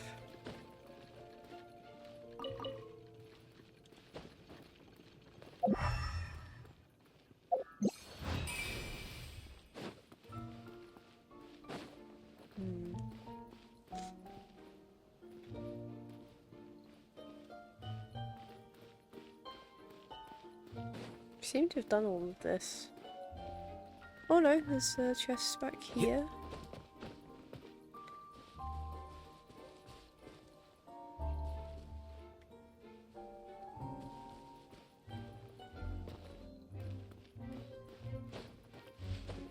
Okay, I don't get that one. Right, let's fabricate. Hang on, where do I need to fabricate? Oh, it's so complicated.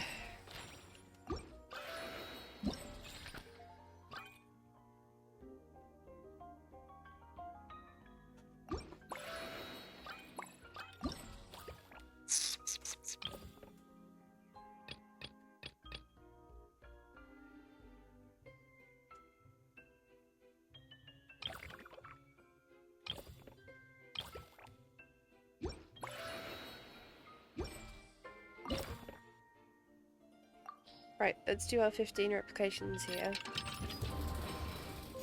I think that's what it wants us to do.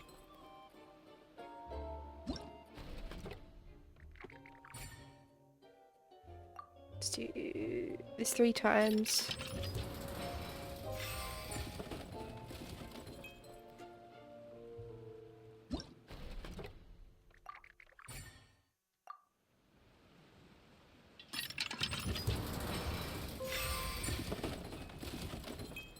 We're on a time crunch here. I'm trying to maximize rewards.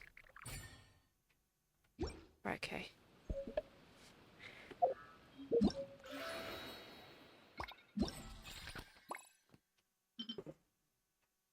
We got up to 30. One more and we're at 45. But I'm hoping to get to 75 for that Crown of Insight. I don't know if that's possible.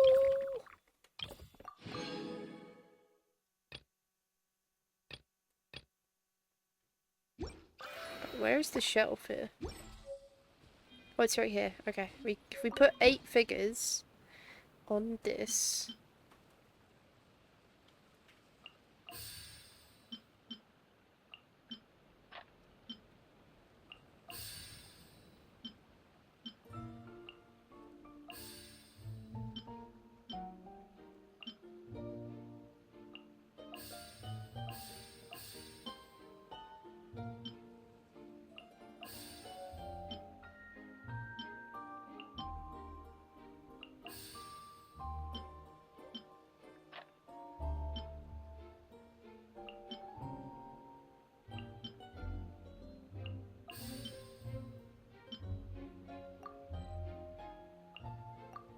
Let me also achieve something else.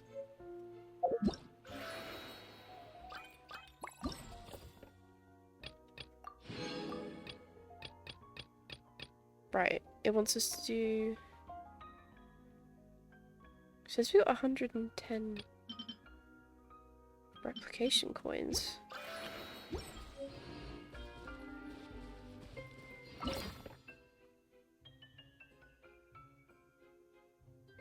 There's only 4 replications remaining here.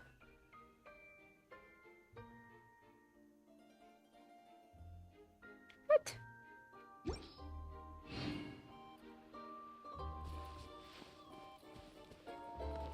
I'm confused.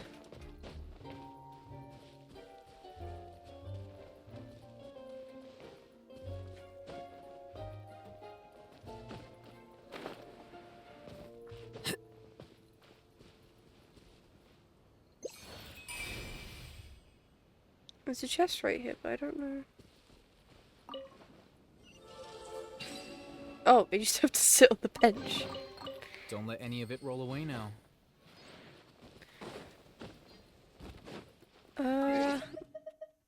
I'm curious. If I go to a different fabrication place, is it gonna let me do more? Because it says I have enough coins.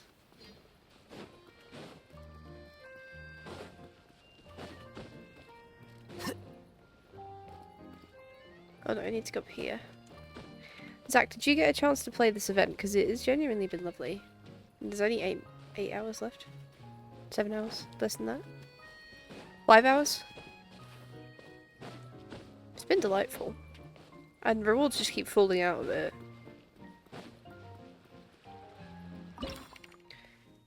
Ah, I see, I see. We can keep doing more. We have a certain amount each spot.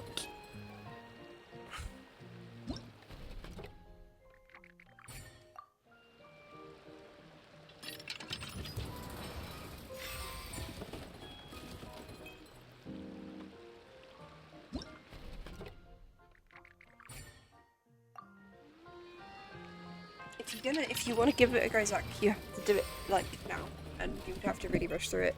You're not gonna get everything that can fall out of it because the Natlan update is happening tonight. So you might have more time than me because of your time zone, but I'm not sure. Oh, my wrist still hurts from last night.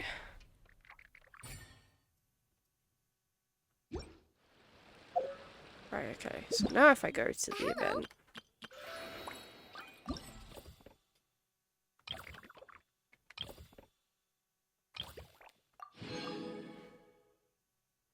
Done 15.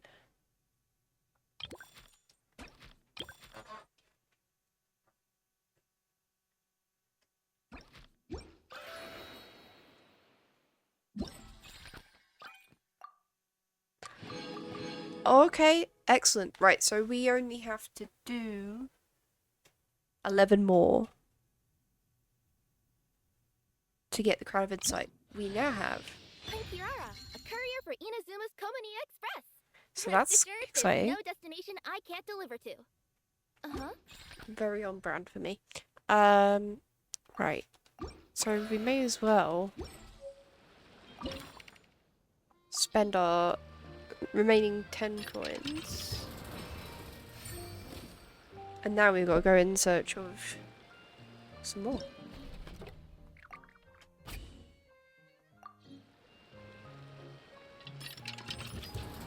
Oh, and we can populate this shelf as well.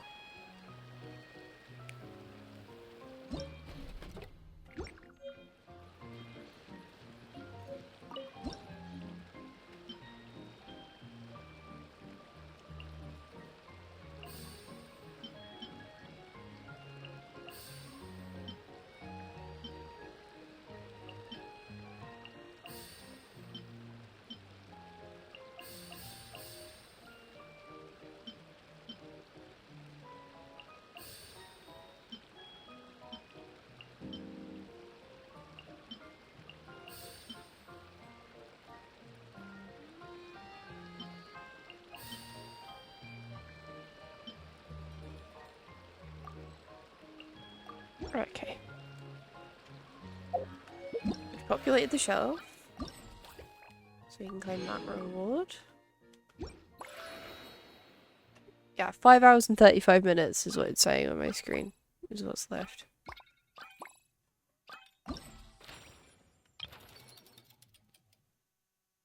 Metropole Trials. Royal Flurry.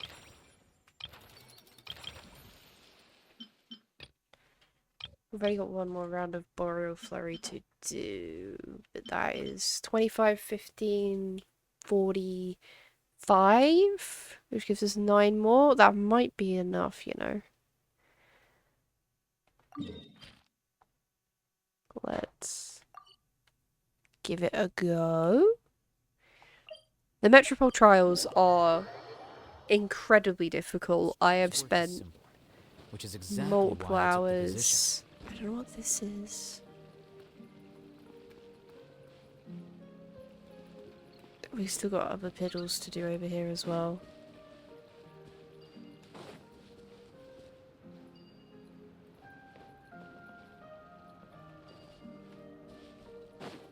But we're going to do this first, and then we can come back and piddle more.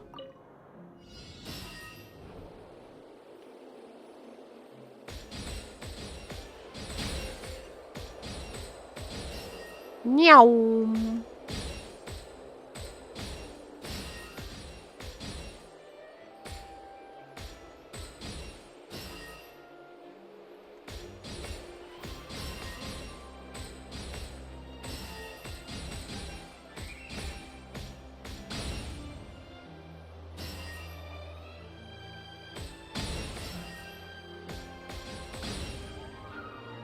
Meow.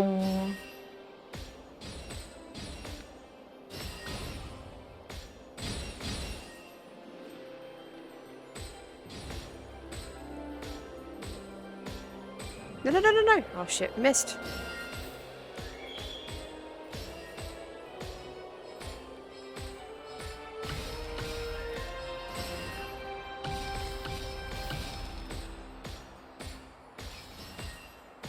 Oh no, we're fucking up.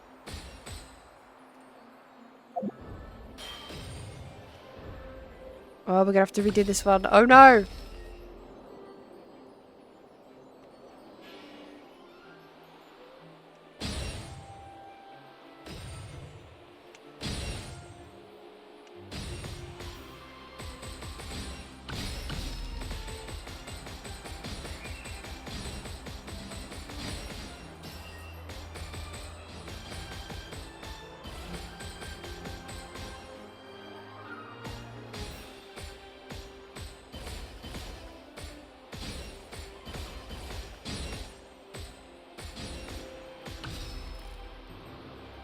We didn't get very good. I kicked butt on every other version of this event so far. Nyom. Oh, it says it's a gold. I might have still got all the points. Yes, I did. That was like the worst one we did so far. Holy shit. Right. How many replications can we do here?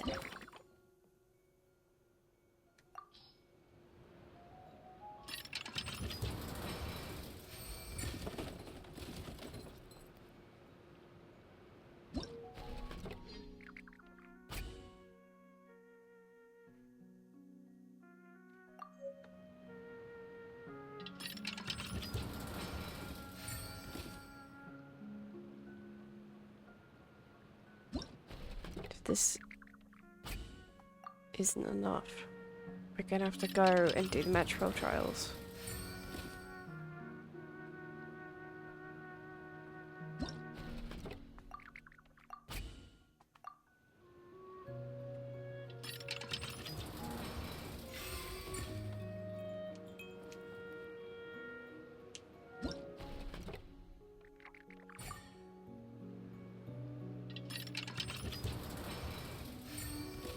There's still so much left to do. Right. Event. How many have we done? Is it enough? It is! We've done it exactly 75 times.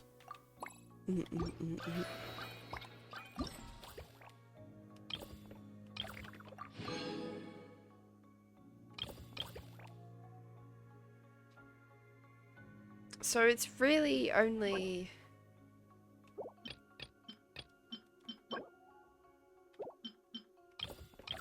an extra shelf and 20,000 more 3 wits if we don't get what we want. Oh, there's still a piece of...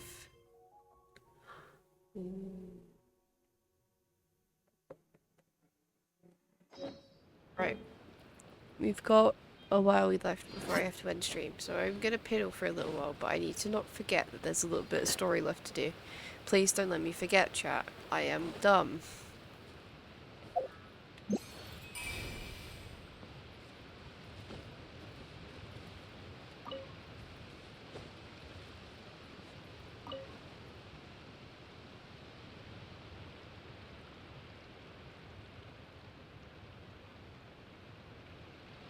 Life's like a bowl of wood chips. You never know what flavour you'll be getting next. You're a fast fella. Wish I could be too. With short legs. That day, when I ran into them monsters, and everyone shouted, "Run, Diamond, run!" That's what I did. I ran clear across the Forest of Blessings, clear across Constellation Metropole. I ran clear to the Titanium Mines, and then I got company. Because there was this dragon. Oh god. He's just going on and on.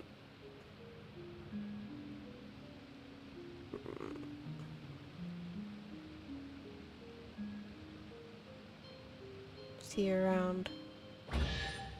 Okay. At least we got rewarded for that. Here you go.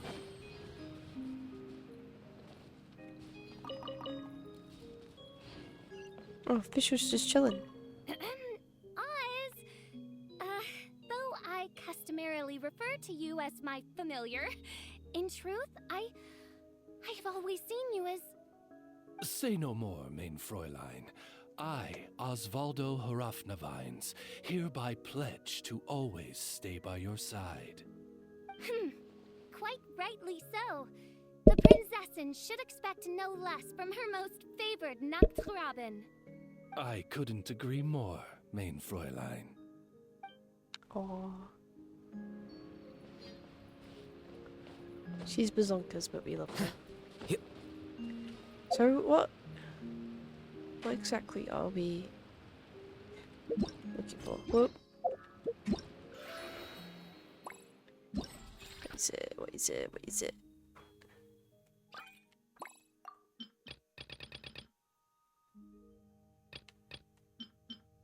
Right, so we're out. We've actually squeezed all the Primo Gems out of this side of the quest. Obviously, each of the chests has Primo Gems. So...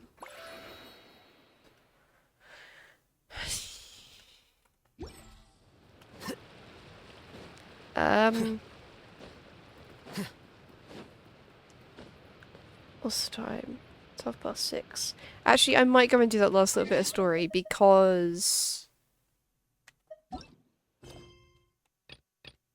if I then want to end and do the rest on the stream, I can do that. It'll just be me piddling. Piddle, piddle, piddle. To try and squeeze as many Primo Gems out of this place as possible. It says there's a quest available.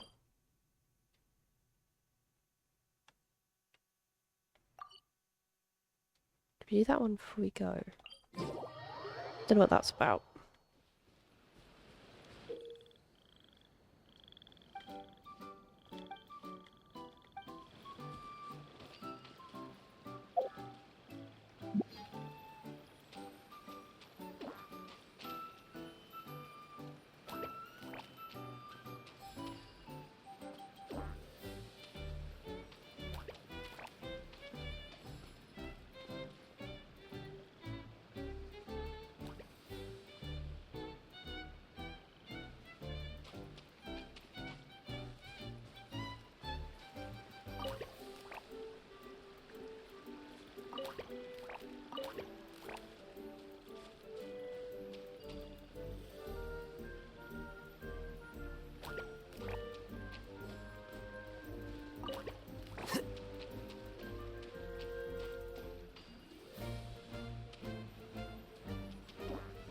I found a piddly thing and I wanted to do it, so we're doing it because this is my stream and I make the rules. Woo!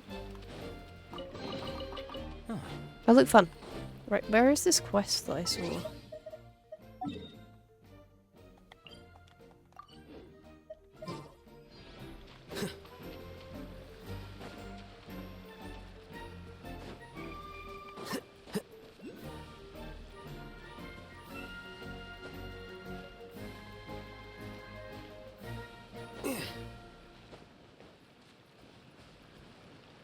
Oh, hello.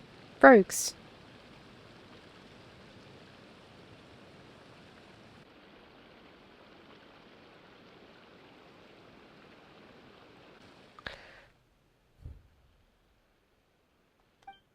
Jumping contest.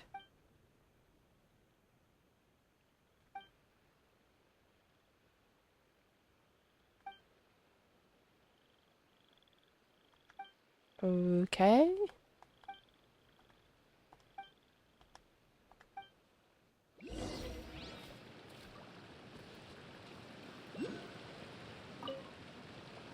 Sup, my dude?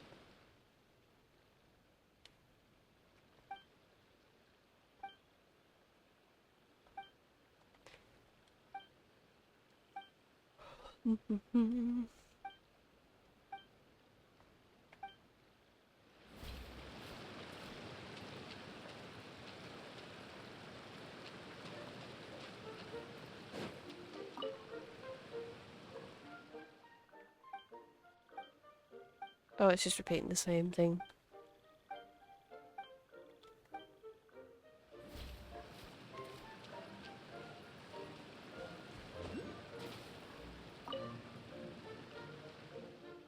Oh, okay, it doesn't matter who you interact with, it's always the same cutscene.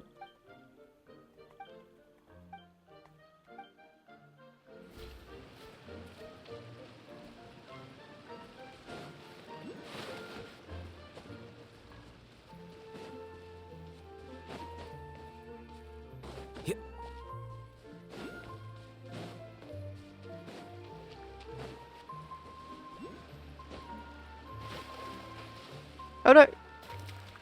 Oops.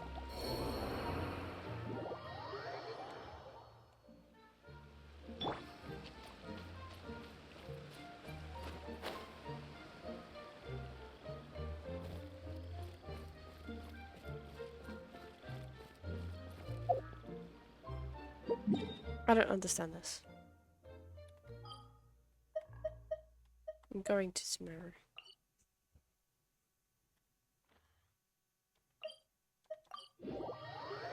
Ah! Most likely spoilers! It's fine. Whoa.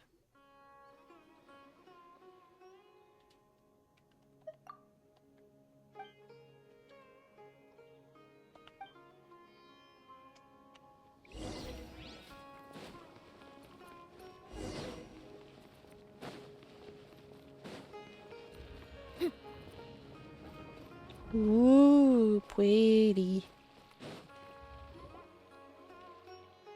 Hi! Hello.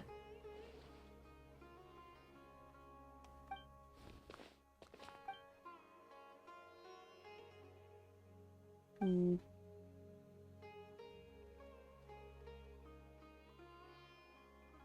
We had something about a party and didn't want to miss out.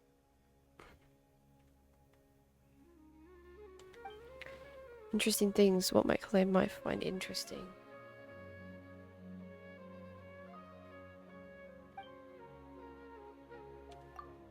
Hmm. It's like more significant. Ah!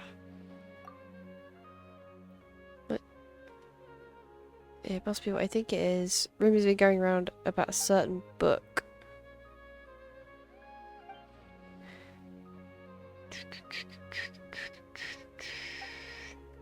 I don't think I have. Paimon has. Paimon reads? This is a revelation.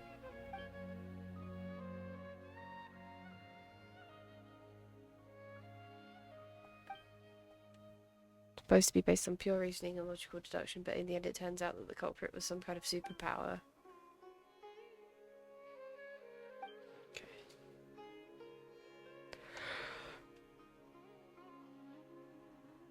Oh, you're being way too specific. Anyways, to cut a long story short, I did borrow a book like that a few days past. Blizzard swept mountain villages, superpowers, police officers who turned out to be criminals. This book had it all and more. Reading it was tantamount to torture. Despite how complicated it wasn't engaging in the slightest. Oh damn. All sorts of rumours circulating about this book. Because of the strange marks drawn all over the pages, people saying it must be concealing secrets.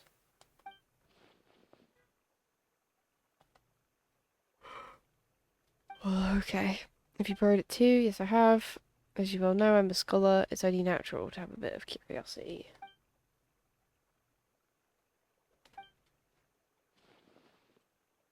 Most of the marks are circles, but beginning and end points of the strokes differ, as does the colour of ink used. All the names of the people in the book have been circled. It's not only that many of them are adapted from famous fighters in Sumeria's history. Must have been left by different scholars over the years, each researching the book's secrets and each searching for a name they believed in. Others believe they are some kind of notation made by different people belonging to the same organisation, that the names circled are their code names. Okay. I was so angry I returned the book immediately.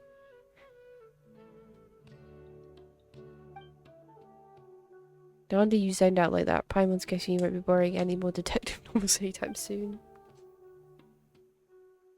Yep. It's called Reasoning Knows Not Time of Day, but suspense always follows a blizzard. Sounds more like the title of a light novel. Tell me about it. Anyway, read it at your own risk. It is unbearably boring. Okay. What a weird turn of events.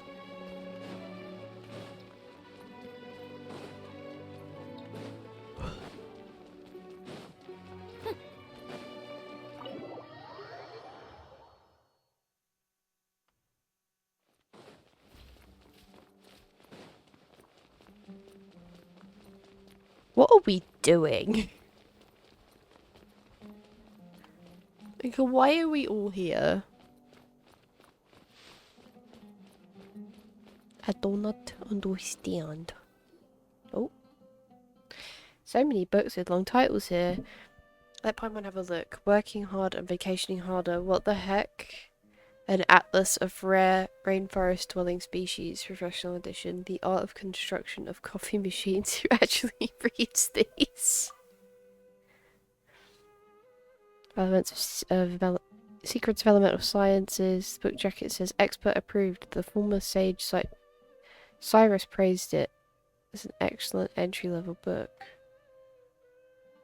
God, okay, yeah, I get it. Dork stuff.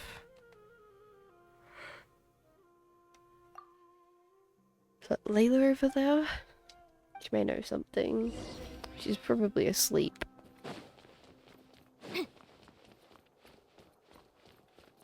No, she looks conscious. Still a bit tired.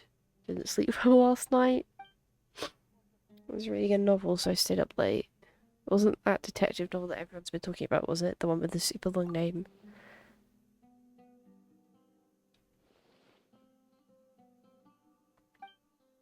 Blizzard. It wasn't that one. Madame Parazon said it was really dull, so I didn't borrow it.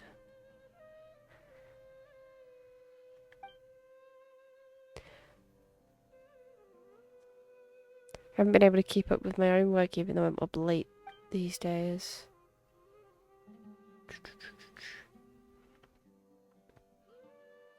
But way more people have been interested in that book than I've ever imagined. 7 or 8 in a single morning. It felt like a living signboard sitting here like this. Carve asked me the same question. He must be looking for it too. He was even hiding behind that ladder before looking for something. He looked really embarrassed.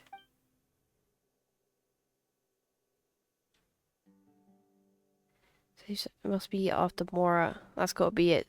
So he could hurry up and pay off his debt too. Okay. Keep looking.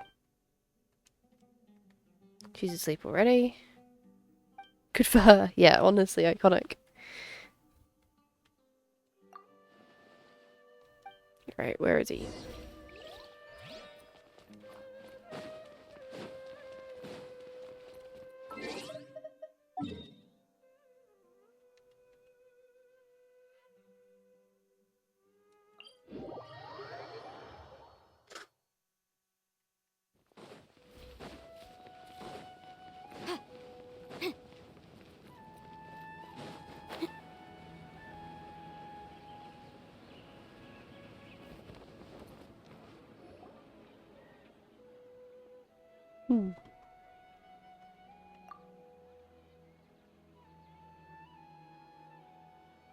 Do you ever think we seem like a pair of thieves hiding here to ambush Cave? It's almost like we're here to extort him or something.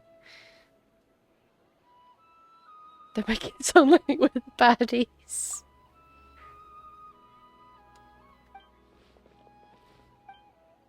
Oh. Hi, Holly. What are you doing here? Good question. Surprising indeed. I was under the impression that you knew I lived here. What can I do for you? Never mind. Oh? Goodbye then. He's off. he have work to do or something? There he is! Second time's the charm. What are you two doing here? Good question. Surprising indeed. Paimon was under the impression that you'd know the only reason we'd be here was to be looking for you.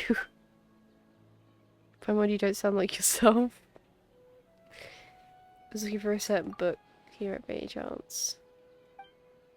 Here's the deal.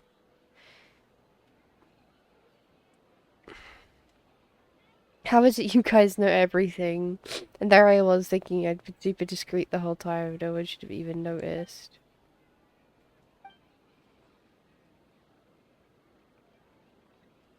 Hey, that's not fair. Of course nobody knows except for Sayo, Tonari, Kole, and you two, right?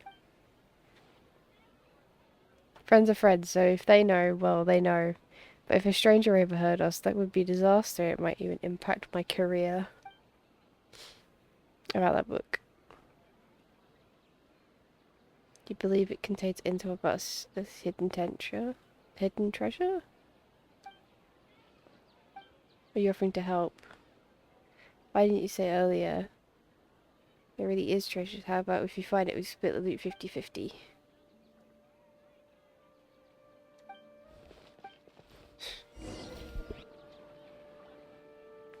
Splitting the loot 50-50. Hi there. Queen. Must be a very lucky day running into you two like this. You guys are looking for it too?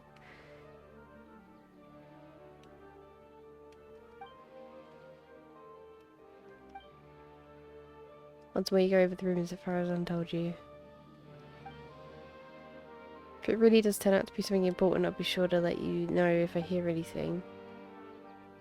The client asked me to get her the book, but her attitude seemed off somehow, so I didn't take the commission. She's a smart cookie though. I thought she was hiding something, so I thought she might have an ulterior motive.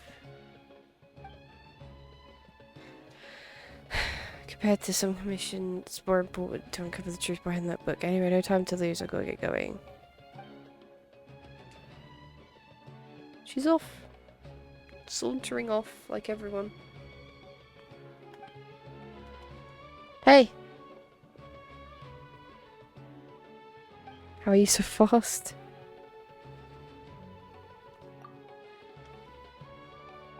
It's like this. Paimon, don't get your hopes up. That book, it isn't some kind of treasure map. It's just an unbelievably unremarkable, surprisingly ordinary detective. What is he hiding?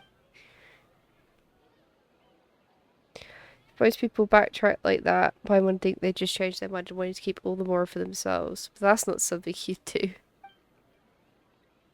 Sorry, I couldn't bring myself to tell you earlier, so I just played along with what you were saying. I borrowed the book a month ago. I opened it to the first page and discovered one of the names was printed incorrectly. That night I'd been drinking just a little. I started to feel drowsy, so I picked up a pen and circled the name. As I'm sure you know, the House of Danae allows borrowers to annotate the books they take out. I'm in the habit of doing that too. So at the time I didn't give it a second thought. But after I was a dozen or so pages in, I realised that the names of all the characters in the book had been intentionally written slightly wrong. Maybe it'd be more accurate to say that the novel itself was quite strange. The characters' names were based on real historical figures, but rather than using the original names, they were tweaked ever so slightly. Most people would assume that the author had made a mistake, or that there'd been some printing error when they saw the spelling mistakes like that. I couldn't find the content particularly appealing, so I returned it before I finished reading it. But later on, I heard the book was suddenly the talk of the town, that there were rumours about a mysterious treasure or something. I thought it had something to do with you.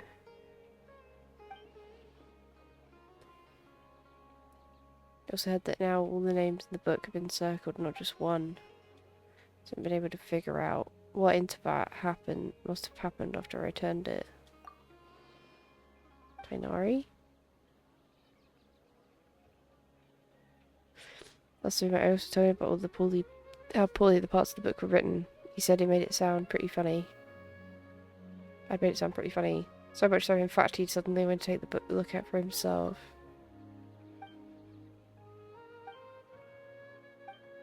It does seem very much like a Tainari thing to scribble all over the book.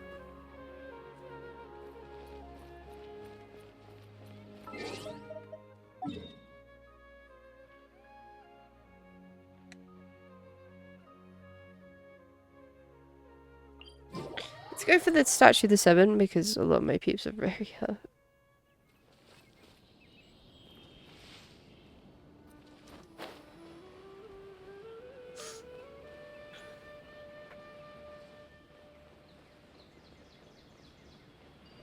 Meow.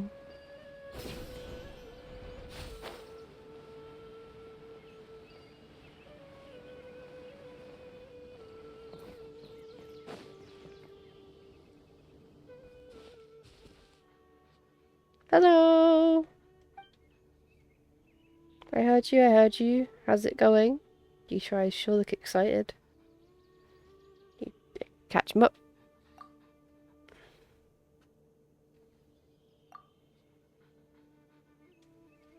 So I did go to the house today to borrow it. Carvey said it wasn't worth reading, but I was curious, so I went and read it anyway. The problem was, there was already 2 names circled in the book that I borrowed, and the style of each circle was different.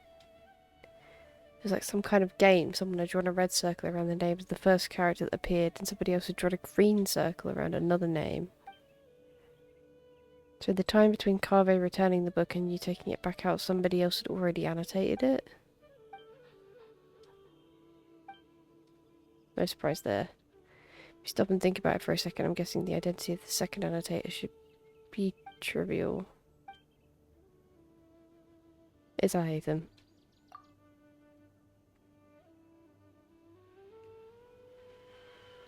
At the end, it's as I suspected from the beginning. The first character whose name had been circled in the beginning, the very first page, turned out to be the murderer. Surely that's just a blatant spoiler? Like that joke where someone opens a novel and bam, there's a note in the margin that spoils everything right from the start.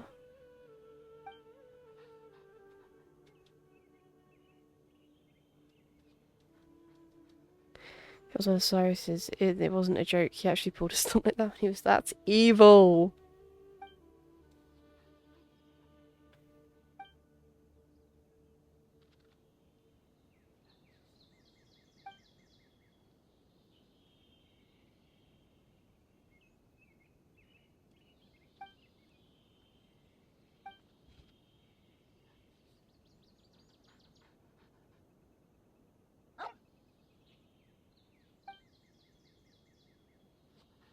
So I circled several names myself, laying a false trail.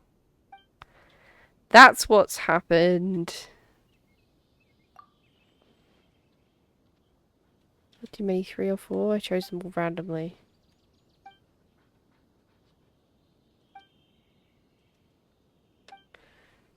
Oh god, so it's just like a massive fucking clusterfuck.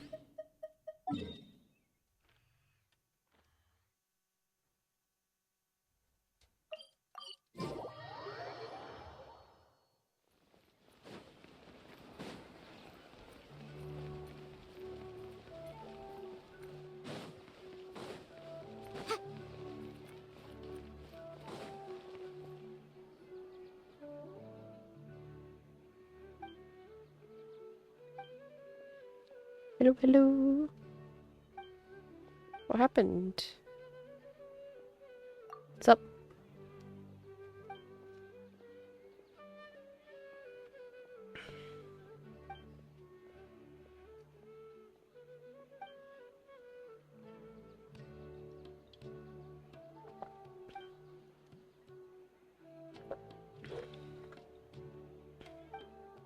Well, Sino to take it out for me.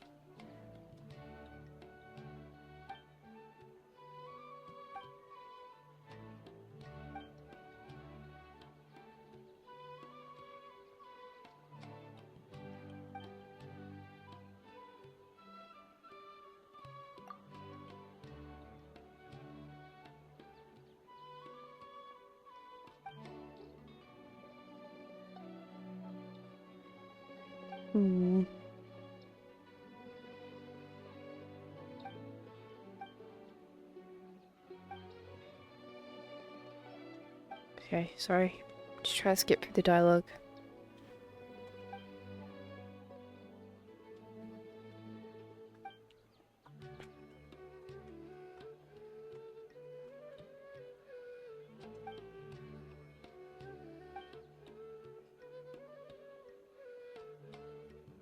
That's the bomb line. Oh, okay, apparently.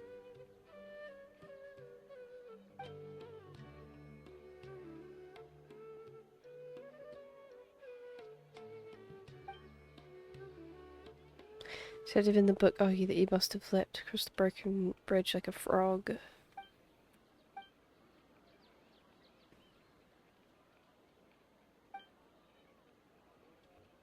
Sounds completely ludicrous.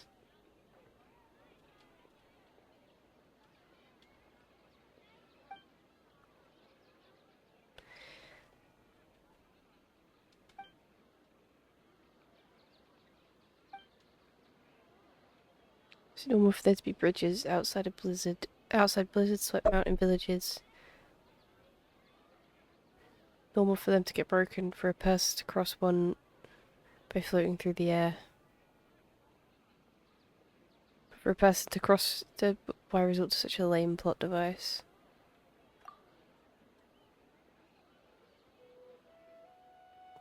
Where's the book now? Not sure. I returned it after I was done reading it. And back then there weren't as many markings inside as the Romans say there are. Okay.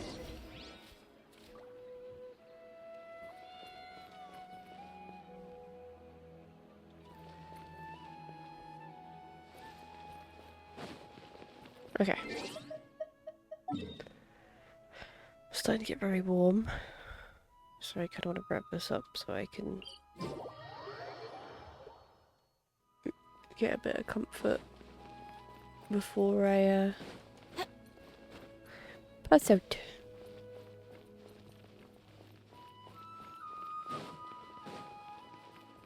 This is the last little bit of story anyway, and then it's all just exploration stuff, so I'm happy to just do that off stream, try and squeeze as much out of it as possible before we end. And then we've got Natlan. The update is coming soon. Just a few hours time.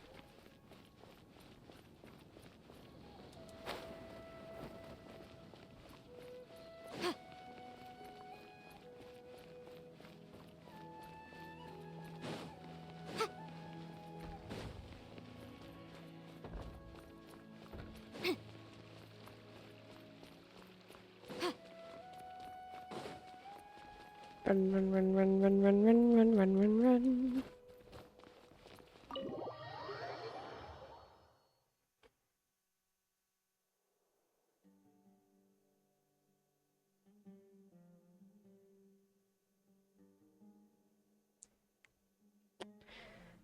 Has reasoning knows no, not the time of day that had been returned yet.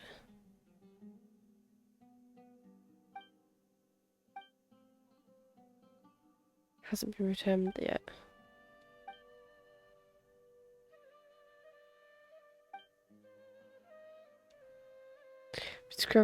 Disclosing borrowers' identities without proper reasoning for doing so could be a violation of professional ethics. You'll have to forgive me for keeping that information confidential.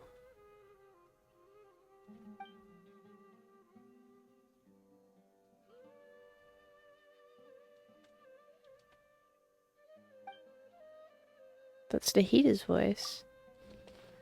Nahida!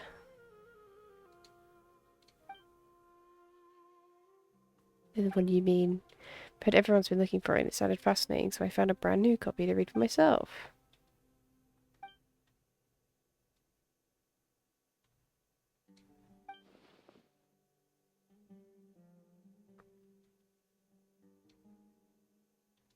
Are they all afraid of spoilers or do they actually crave them?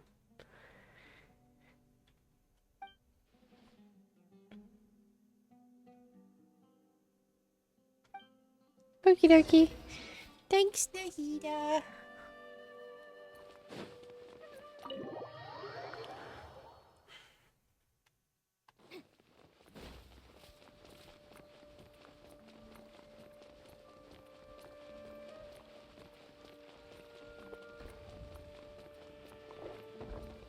God, this is long. It's probably the dullest part so far. I don't know. I'm not enjoying myself right now. But I don't know if that's just because I'm hot and I'd much rather be, like, cooling off.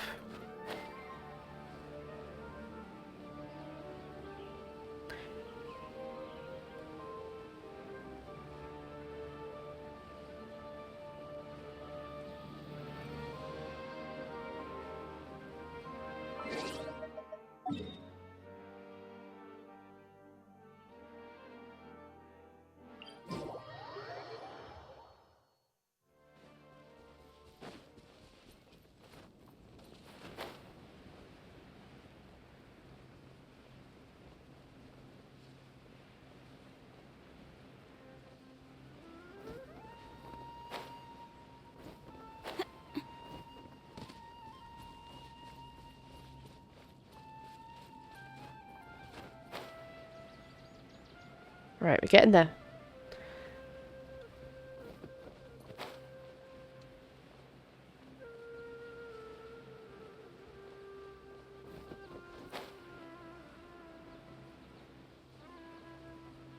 Hello! Dory, Sido, and Sethos?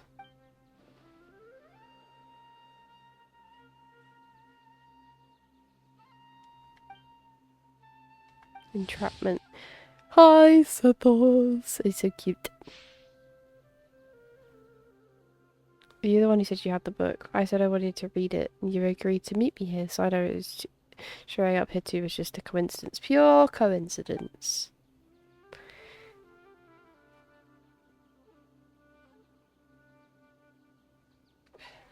That new kid Seth was right. I think you're a friend of Sino's. So you do know who I am. So how Sido was chasing you around trying to get you to play cards. And how you find an excuse to run off right after a couple of rounds right after. Left quite the impression. You didn't have to mention that.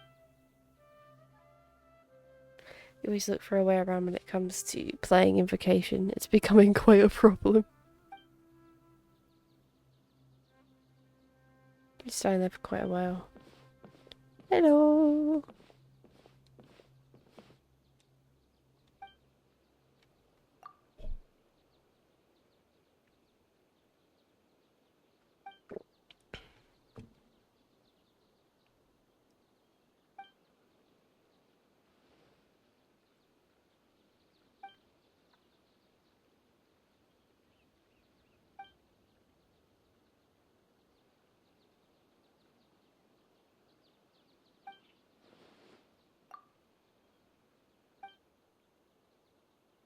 So she's borrowed the book and now she's trying to sell it or sell access to it.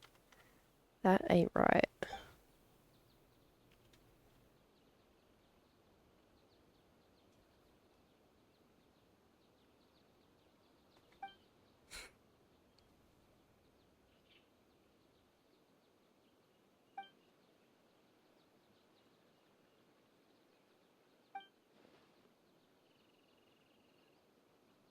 You two really aren't together?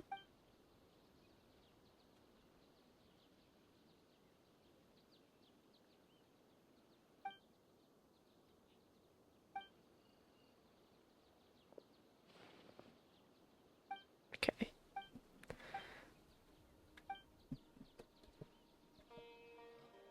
If less than half an hour before the book is overdue, give it to me and I will return it.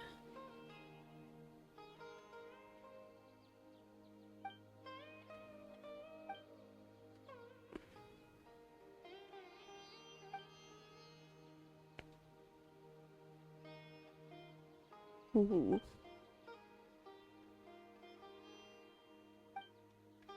Okay. Contest.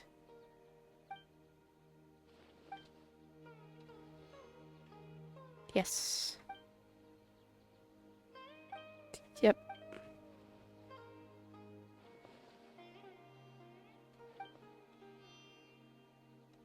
Tell me how many names have been circled. Best out of 3 wins.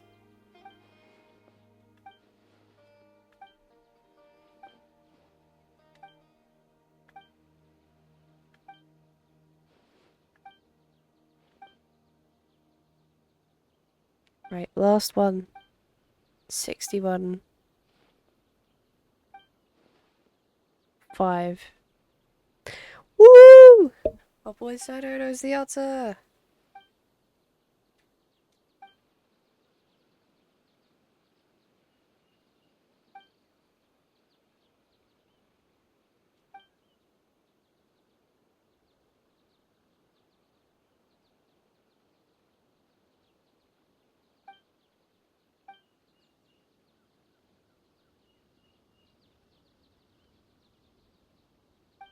Okay.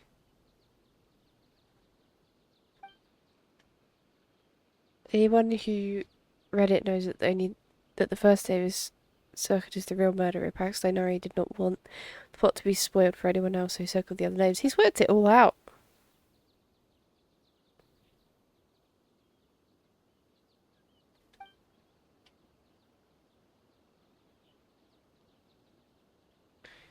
So I circled all the other names that were left in the book. Okay.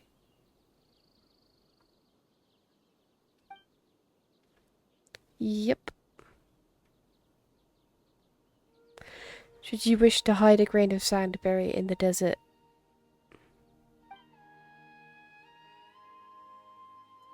You're drawn to making your plans, yet in a twist of fate. They're discovered by me.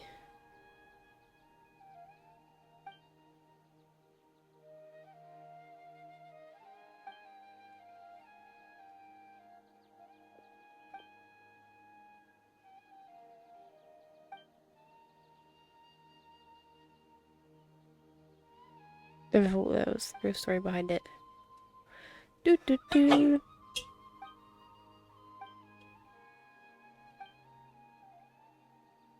There have been more twists and turns in the story behind the book than the actual story itself.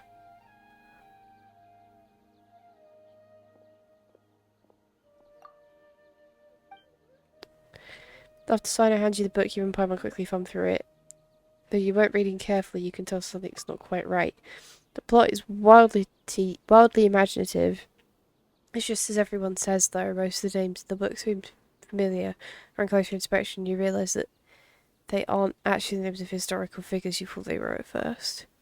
Not only that, every name has been circled. Thinking back on the course of events, you fall silent and you explain the full story.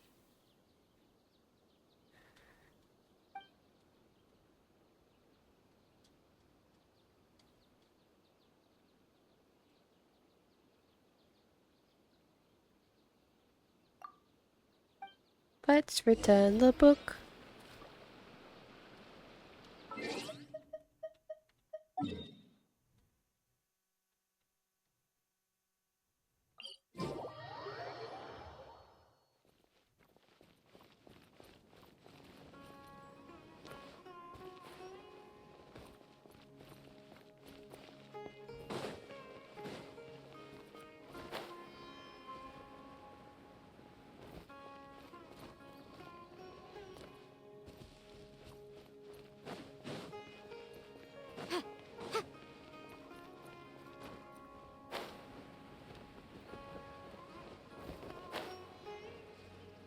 Meow. Okie dokie, right.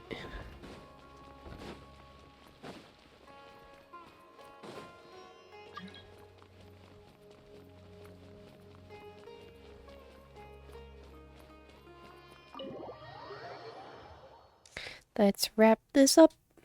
Wrap it up. Let's return the book.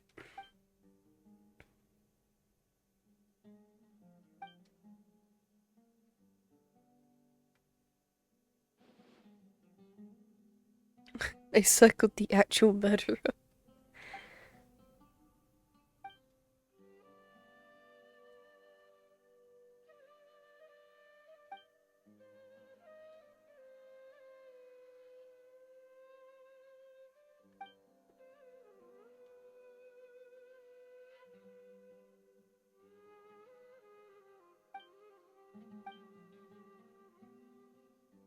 Your idea is merit is did a good way to resolve the situation. I'll confirm the book's price now and then you can pay over there.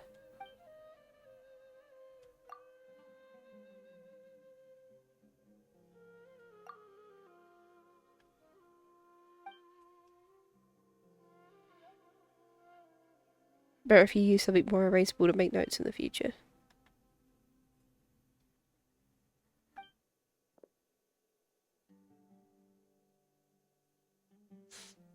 I'll never borrow a book with such a long name, at least for a while.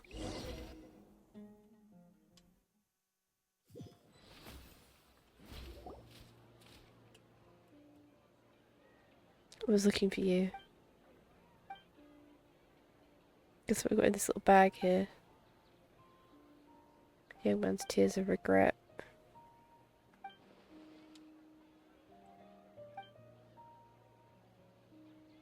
When I was filling out paperwork to buy it back at the academia's office, I had to write it out over and over.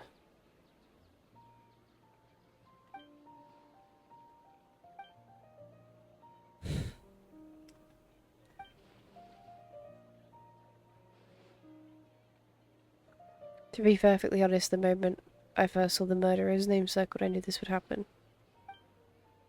I had the pleasure of reading it in the house today. Logic is a mess. Logic is a mess, just poorly written. And you left the book out in the study. So you knew I circled the killer. Then did you circle any names in the book? The second one is mine. Best way to avoid spoilers is to add a red herring. By just one, I know I circled 3.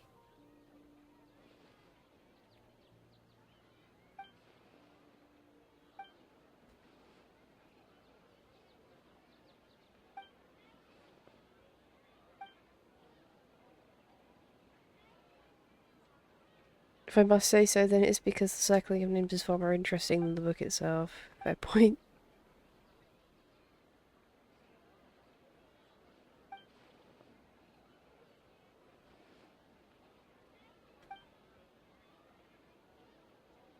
Are you happy about it? I don't even want it.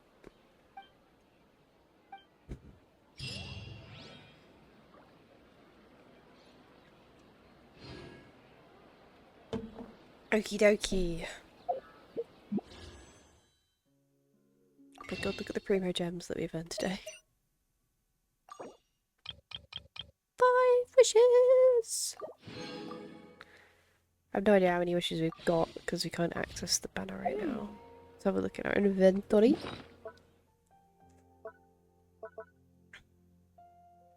$67 intertwines. Tasty, tasty. Right, if I look here.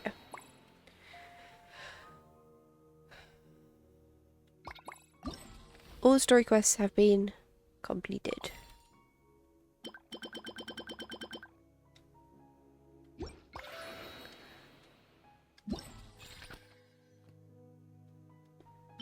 I could get more of these if I so choose. These are all done. Right, it's just exploration, and 3 hours and 15 minutes is a really good length of time for a stream. So I think I'm gonna cap it.